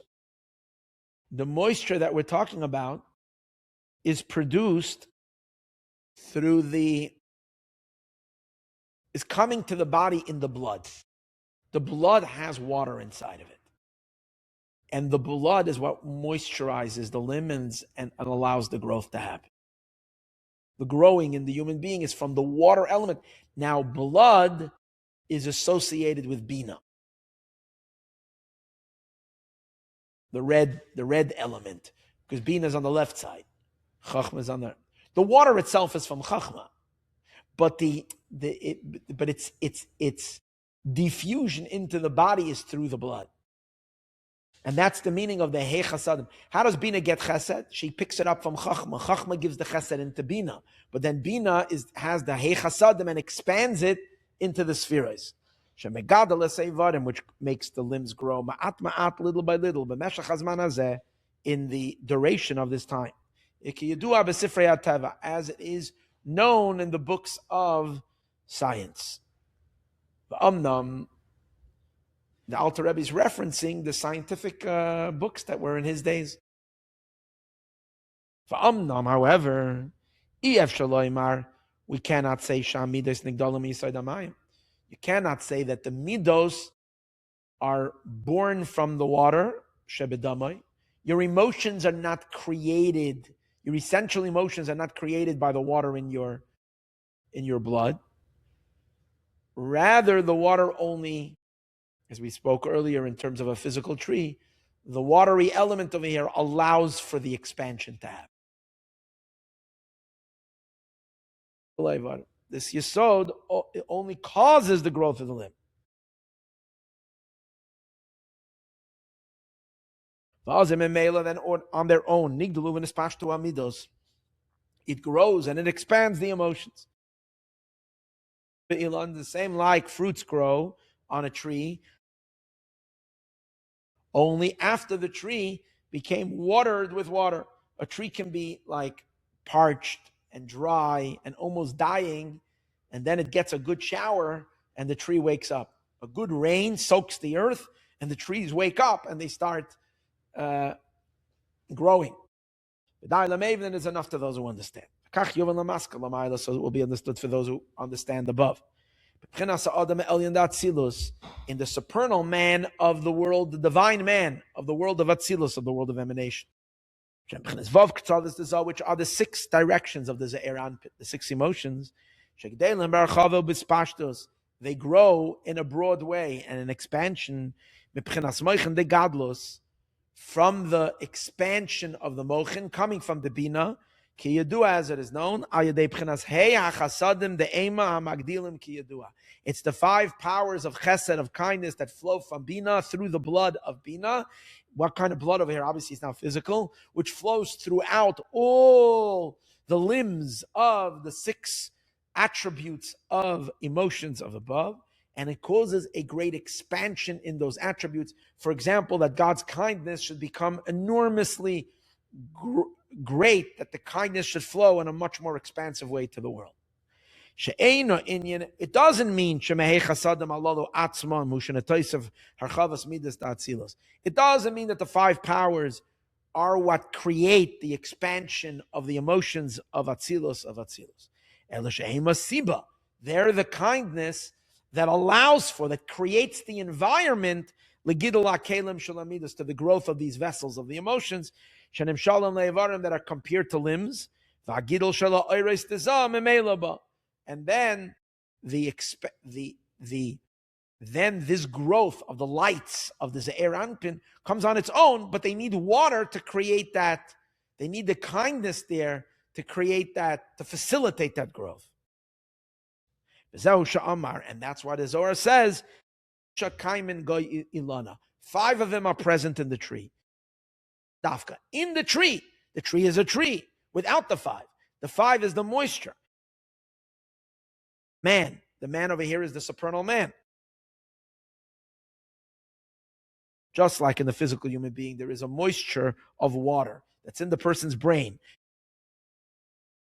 that goes into the blood of the limbs, and it helps them grow. From that, and from this cause of water, all these branches are held onto it. All the 7 emotions of the Ze'er Anpin, that each one incorporates 10. That's why it's 70. Sha'il and ayin, that comes up to the number 70. All of the 70 grow from the 5. That's the point. And the 5 can really be considered 50, as we're going to see. So the 50 makes the 70 grow. So you got 50 and got 70. You do have a dilemma. Man chami inun tarin. So the Zohar continues. Now we're going to learn more. And then he's going to add more commentary. Oh, it's actually we're almost there. Man chami inun tarin de mitpatchen. Who can see? It seems like it's so interesting. It's like almost like the one who's saying the Zohar says, and can you see? Who can see that? Who can see how this is developing? Who can see? I don't see, but he's saying, who can see? Someone can see in and tar in the mispatchen. These doors opening up, b'chol star v'star in every direction. V'naharen be'ahina hoyde deloy pasak. Who can see the door swinging open and this great light that's flooding in, which is the light. The light is the light of Keter, which flows on Shabbos. And who can see the doorways opening up and allowing this light to flood everywhere throughout the entire supernal man. So what does that mean? Hey, chasadim anal mischalkim, because these 5 powers of chesed are divided.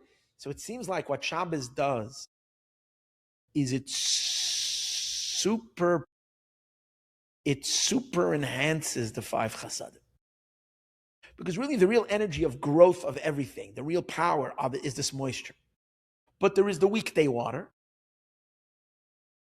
And then there is the and that's a limited kindness. Because what's the water? The kindness. And then there's the kindness coming from the essence of God, which the kindness related to the essence of the infinite pleasure. On that level, the kindness is exponentially greater. So the water element that's flowing through is not just regular water. It's like super Fiji water. It's like from the deepest point to the spring. It's a different level of water. So it's a different level of expansivity and growth and so forth. And that's the meaning of that these 5 chasadim are divided into 50 gates. That's how you get the 50 gates. Each of them is divided, incorporates 10. First he was speaking, when he said 70, he was speaking about the 7 lower sefirot of Bina, which each one has 10, so it's 70.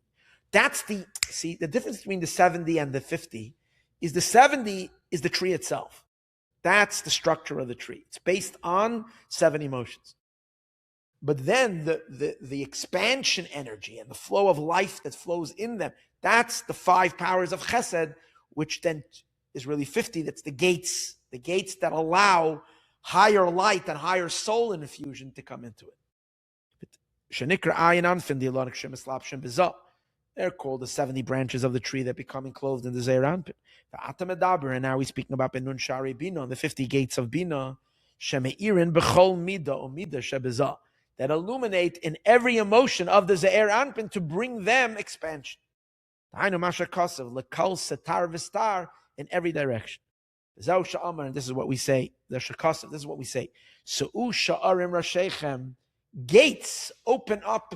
The gates should open up. We have to open up the great towers to open the gates. The gates have to open up. The great gates. In order to bring the expansion, the gates have to open up. The gates have to open up. The gates have to open up to allow for the Hey Chasadim to come. The gates have to open up to allow for the 5 Chasadim to come. The gates, which are the 50 gates. The gates have to open up and allow for the 5 chasadim. Kidu, as it is known, I'm just doing spiritual work to get my building. The gates, the entranceway from where you go, where you enter, where you enter the king's chamber, and through the gates, we're able to go out from the king's palace. You enter and you exit. Kach bebina, so too it is in bina shubchenes asaga, which is grasping. Niftach pesach v'shar sheyecholen hakoil lahasig. Yeah, everybody can grasp. What does that mean? Trying to enter the divine.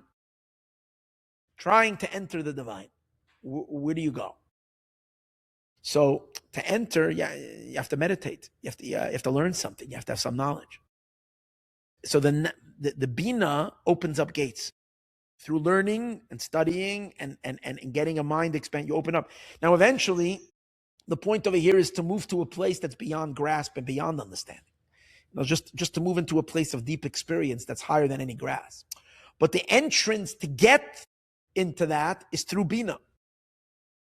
So there are 50 gates in Bina that enter up. Through the Bina, you can get to the light of Chachma, and in the light of Chachma flows the lights of Keser, which is where the king is emerging. The king over here is referring to the Or Ein Sof, the infinite.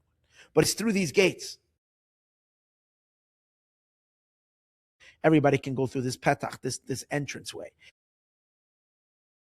Chachma, where Moshe enters. Malka, which is called the chamber of the king, which inside over there is enclosed the Or Ein Sof, the light of the infinite. Al-Kain, and therefore Kol Allah Asman. That's why whenever we are raising feminine waters, whenever we want to bring something to God, we want to bring Him some mitzvah. It's called raising of feminine waters. We're bringing a gift to Hashem. We're bringing something. It's nichnasim bebina. Everything goes up to Malchut, and then through Malchut the Zeir Anpin, it's ultimately brought up into Bina, because Bina is the passageway into the chamber of the king. It's like entering the doorway of the palace. But it also works the other way.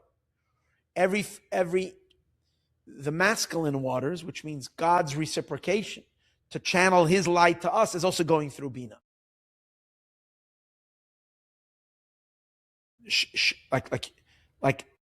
Like a entranceway which serves as an entrance and an exit. Masculine waters,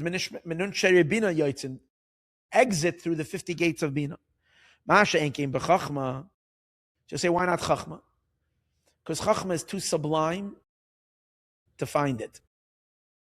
What does that mean? Only the biggest tzaddikim are able to enter into Chachma. He's going to say in a moment. Chachma is very elusive. Bina is an open path for everyone, because Bina is graspable. You can learn, you can study. Every person, according to what you understand, you might not understand the deepest content. You can learn something simple in Torah. But the Bina is available for everyone. Chachma, bittul, like deep, only the biggest tzaddikim are able to go. That's why he's going to say in a minute, by Chachma, it doesn't say that there are gates. By Chachma, it says 32 pathways. A pathway is a narrow trail. So only those extreme hikers who can climb Mount Everest, they can climb on that narrow trail and get there into Chachma. Spiritual hikers. But the regular people need a paved road. They need a paved road. The paved roads are Bina. It's a gateway. You can't rise up. That's why the entrance, Chachma also has gates, entrances. But they're called shvilin. They're called narrow paths. Shvilin, the 32 paths, or lamed beis nesivos, or 32 little trails. Shvilin are trails, and nesivos are pathways. Siv, just like a little path. It's not meant, the public doesn't go there. Like Yechidei Skula, only very, very a selected few. Aval Ashar, but the gate, that's open to everybody. I know, and that is because Chachma is a very, very hidden state. Chachma is ayin, is nothingness. It's hidden. It's beyond grasp.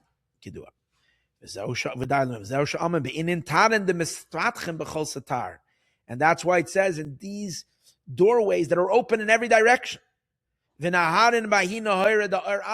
they become illuminated with the lights of Chachma through these gates of Bina, which are carrying the lights of Keser. Shemakabel, that receives. You know, the Zohar is saying the direction of how it's all emanating into existence.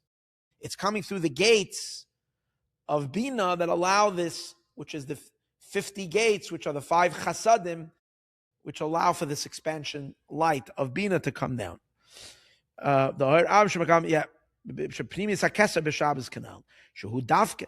this light, it says, with a light that doesn't end, because only the light of Keser is called an endless light, because it's Ein Sof. Then the light Pasak, a light that doesn't end.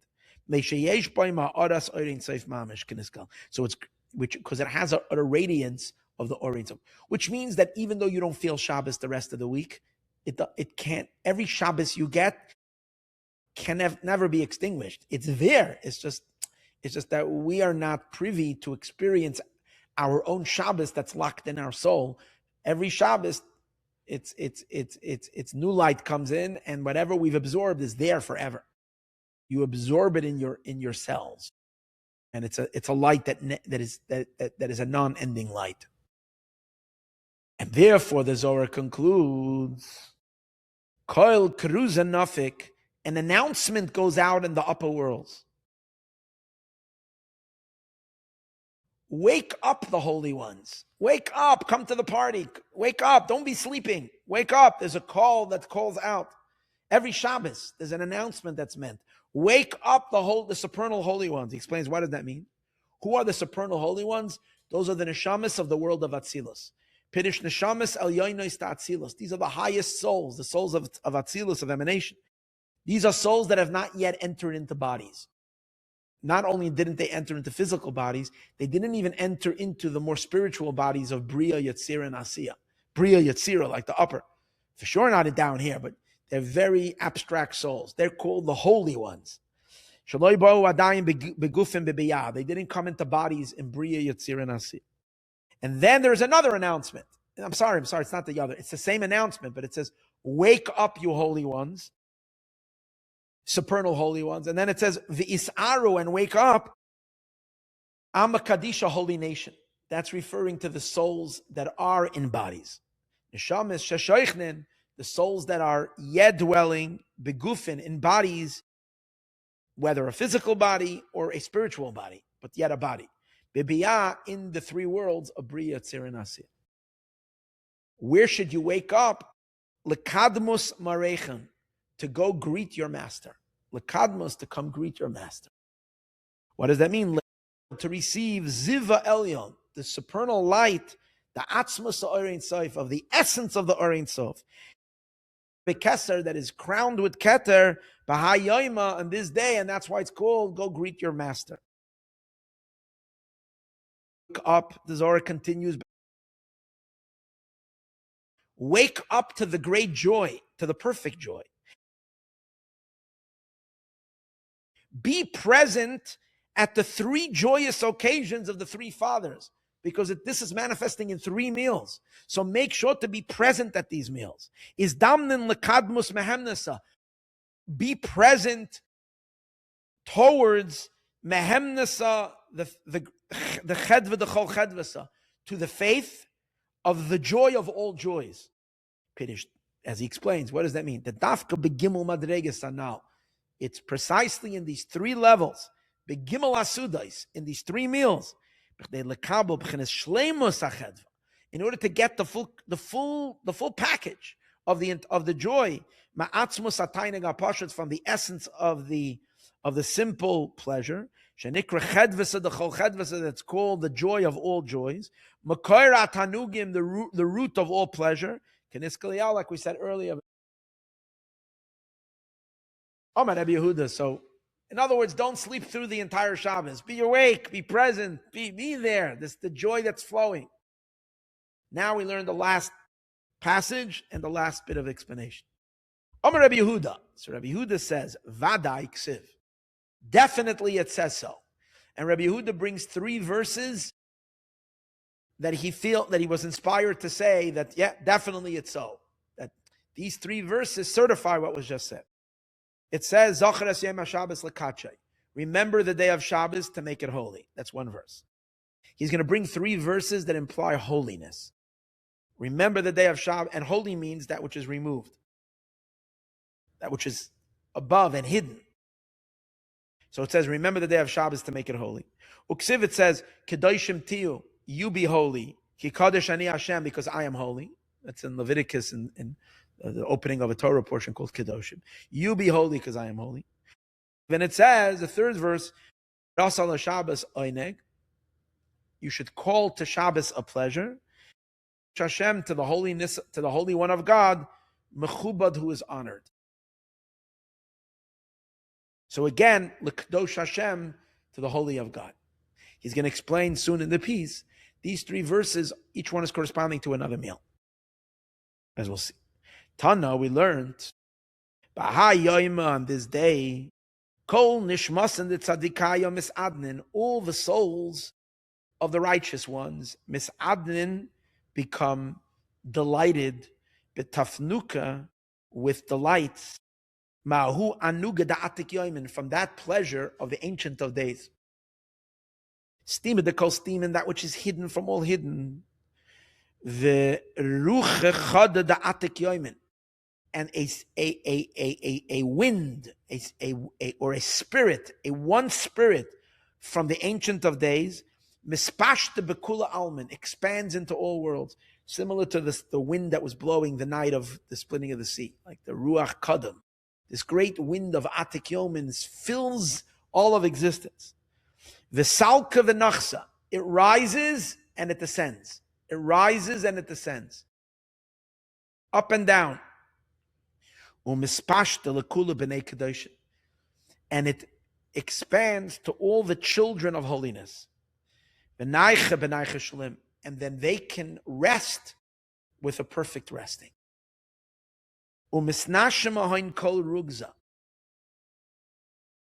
all anger or all anxiety, all tension gets forgotten from them. In other words, if you allow Shabbos to really permeate you, it like de-stresses everything. There's no stress.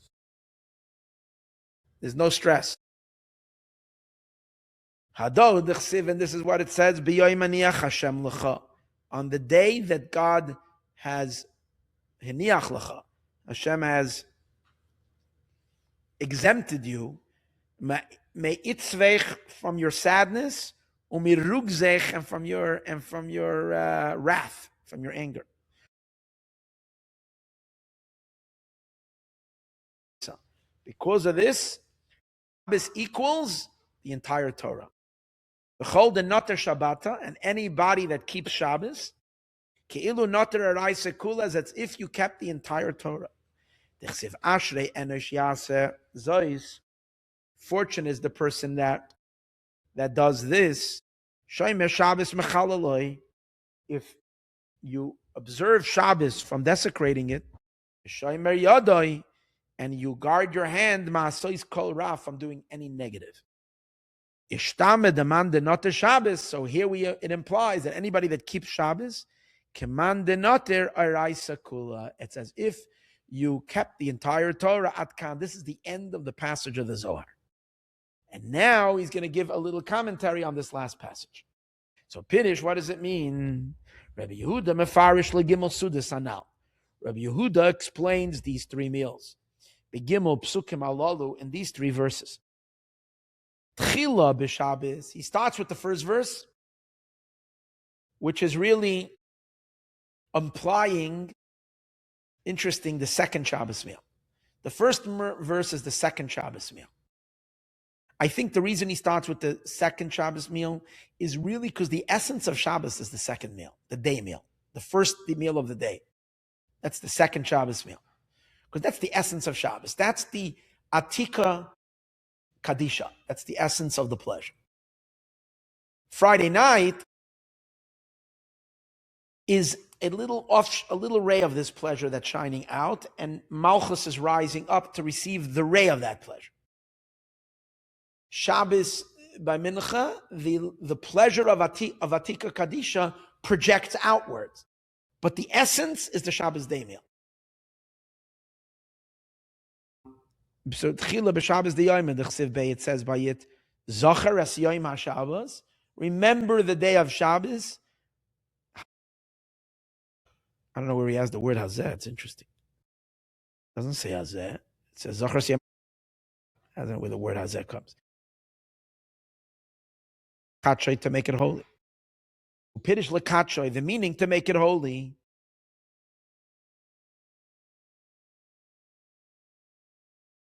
To make it holy with the holiness of the essence of the Ein Sof.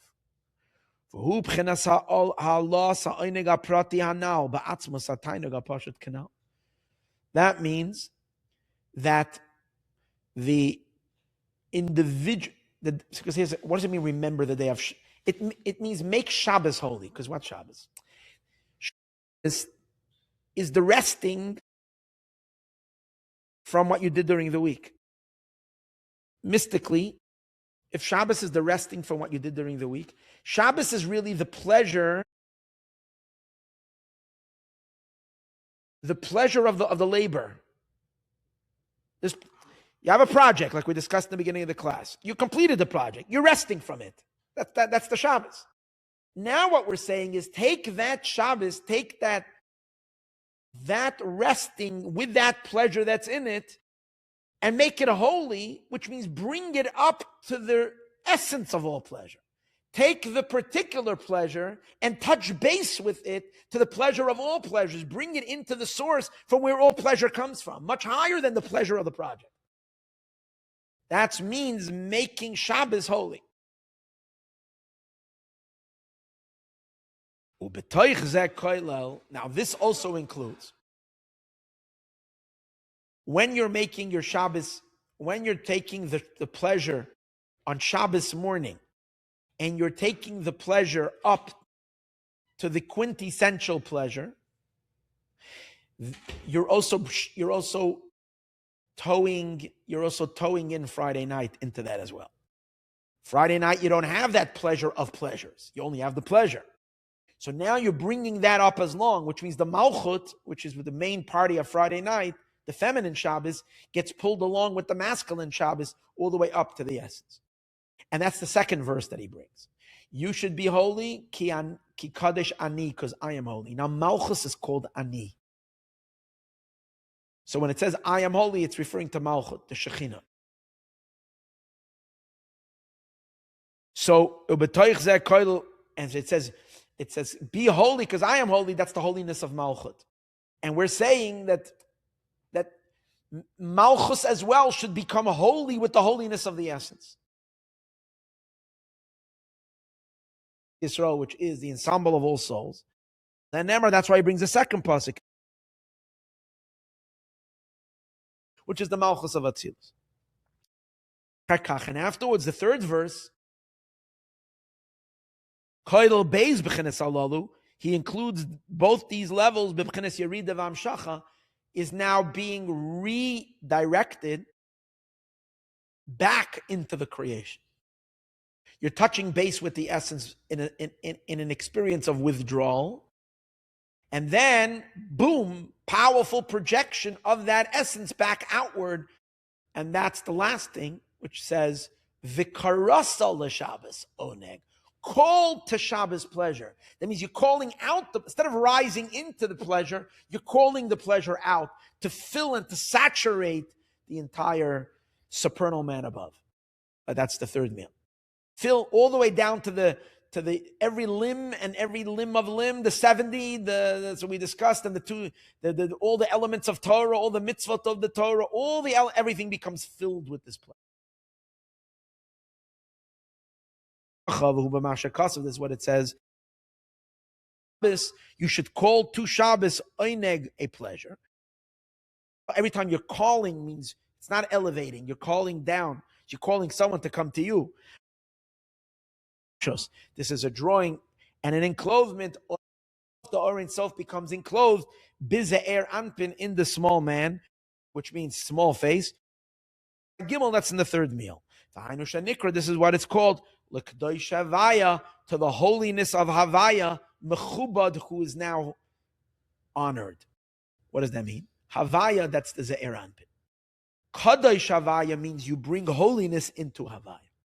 Mechubad, and therefore now Havaya becomes honored because it has within it the Keter light, which is the Or Ein Sof, is present in the Ze'er Anpin, and that's.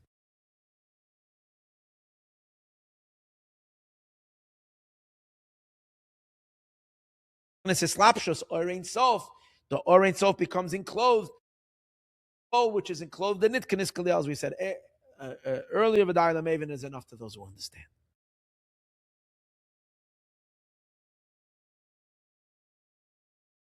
And since who became sanctioned, since the holiness of Shabbos also reached Malchus, When? Friday night, it begins to tickle Malchus. Shabbos day, Malchus rises all the way up into Kesser. Since it arrives all the way into Malchus, so that's why all the children of Malchus, which are all the souls, are also benefiting from it. And that's the reason that everybody is called to that party. And that's the reason it continues and says how the neshamas are filled with incredible delight, which means the delight of Shabbos doesn't only fill the Torah, it fills all the souls, it fills everything down to the Al-Kei Mefarish V'Omer. That's why he explains and says, the Chol Nishmas and the Tzadikaya, all the souls of the righteous, Misadnin, become enpleasured, Besafnuke the Atik Yomin, with the pleasures of Atik Yomin. And as I mentioned, we once read about a certain tzaddik who made a book called Sidur Shel Shabbos, that he literally would become a head taller every Shabbos. You can see his physical body changed because this added light, like we said before, the tree grows, it literally caused a change in his body. And by tzaddikim, you can see their face looks different on Shabbos. And the Gemara says that every person, in Jerusalem Talmud, I think it says, the light of a person's face is different on Shabbos. There's a much deeper radiance that shines. Pidish, Pidish ba'atzmos ataynu, with the essence of the pleasure on this kliyah. V'rucha chada, and one wind or one spirit, mahu anuga, from that great supernal pleasure, salka v'nachsa. Now it says, it rises and it descends. So what does it mean? Is it rising or descending? The answer is, such powerful, infinite light can't reside in the world in a continuous state, because the world would blow a fuse. So the only way it can reside is it can touch it. It's like a heartbeat. This great Shabbos light, the way it manifests, is like a pulse. It can release it can release itself into the vessels, but immediately it has to jump out because it would burn the vessels. So that's the reason why it's a ratzai v'shuv. It's like a heartbeat, in and out. It arrives and pulls back. Kila yochalis yashiv. It can't settle bilti ratzai v'shuv, without a ratzai and a shuv. Mitzad atzmus reimamusa, because it's so exalted. As we learned earlier, it's the secret of all secrets. Umisnashim Maayon. And what happens on Shabbos? Also, when you have such a level of deep, infinite perfection and divine pleasure, it becomes, we forget, at least for Shabbos, we forget kol rugza, all stress, all anxiety, all wrath, all anger, all nervousness goes away. Because in the essence of pleasure, ein mekar v'shayrish, there's no root and source, l'rugza v'otzef, to anger. Remember we said on Yom Tiv, on the holidays, there is a source for judgments. That's why you have to have a guest over, poor, and so. But on Shabbos, no, because Shabbos' light is from a place way beyond where there's no dinim at all. There's no judgment. It's kiyesh tsar hepacha oinek, because on a regular level of pleasure, you see, Shabbos is not the only pleasure. You can have pleasure during the week. The pleasures of Torah, spiritual, even holy, godly pleasure of prayer, pleasure of Torah. But all those pleasures are already a particular pleasure. It's not the will of all wills, the pleasure of all. It's a designated pleasure. He says every specified pleasure, since that pleasure is specified and it's defined, there can be something that is the opposite of that pleasure, because there's a definition to the pleasure. So there can be something that counters that. What is that? Is like whatever it is that you're having pleasure, the opposite of it causes you pain. So if you like when it's when your pillow is soft, then if you have a hard pillow one night in a hotel, you're getting pain from it because you just want your soft pillow. If you like if you like it hot firm, and you're getting if that's your pleasure, right? And then someone switched your pillow on you, then it causes you pain. It's not just that you don't have the pleasure; it's pain. It's aggravating. I think this was the best example I've ever give in my entire teaching of 30 years of Chassidus. Bingo, the pillow. Because that's so good. Like that's like an example of where you have pleasure, and when you don't have it, it's like the opposite of it.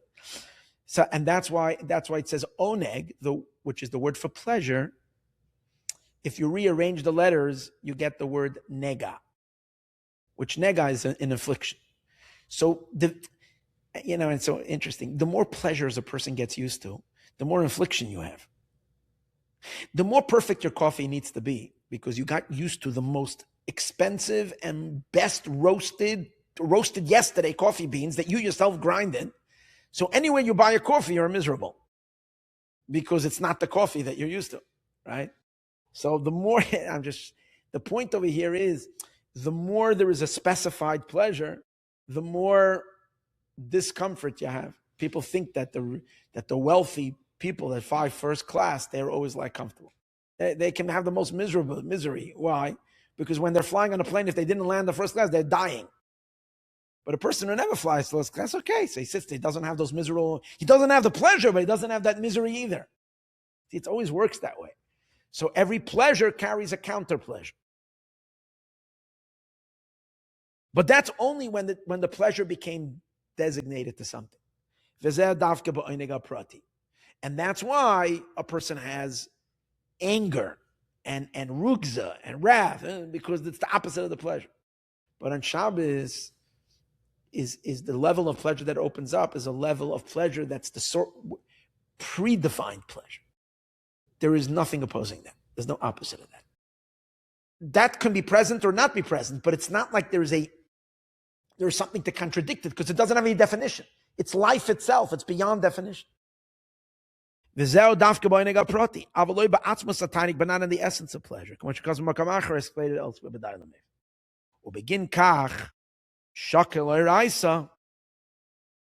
That's why the Torah compares keeping Shabbos to the entire Torah. And anybody that keeps Shabbos, as explained in Tikkunei Shabbos, that the rectification for every blemish that happens from any sin, who b'shmiras Shabbos, is through keeping Shabbos. Like it says, Shomer Shabbos machalalo, if you observe Shabbos from desecrating it, Shomer yado, the verse continues, you watch your hand, masois kol ra, from doing any bad. What does that mean? Even if, God forbid, a person made mistakes and did some bad stuff and caused some wreckage, by keeping Shabbos, immediately everything is filled. Harei b'shmira Shabbos, when they keep Shabbos, harei umamish ki'ilu nishmar, it's as if the person never sinned, mikol ra, from any bad. Lefisha kol ha-mitzvahs aseh v'lo yisaseh, and he explains, because all positive commandments and prohibited commandments, which create the scenario of sin, because if you don't listen to one of the commandments, you're sinning. But the root of all these commandments are from the level of Chachma, Rakma Chachma. And Shabbos is from Keser. So the moment you bring Shabbos in, it covers for everything. Torah comes from Chachma.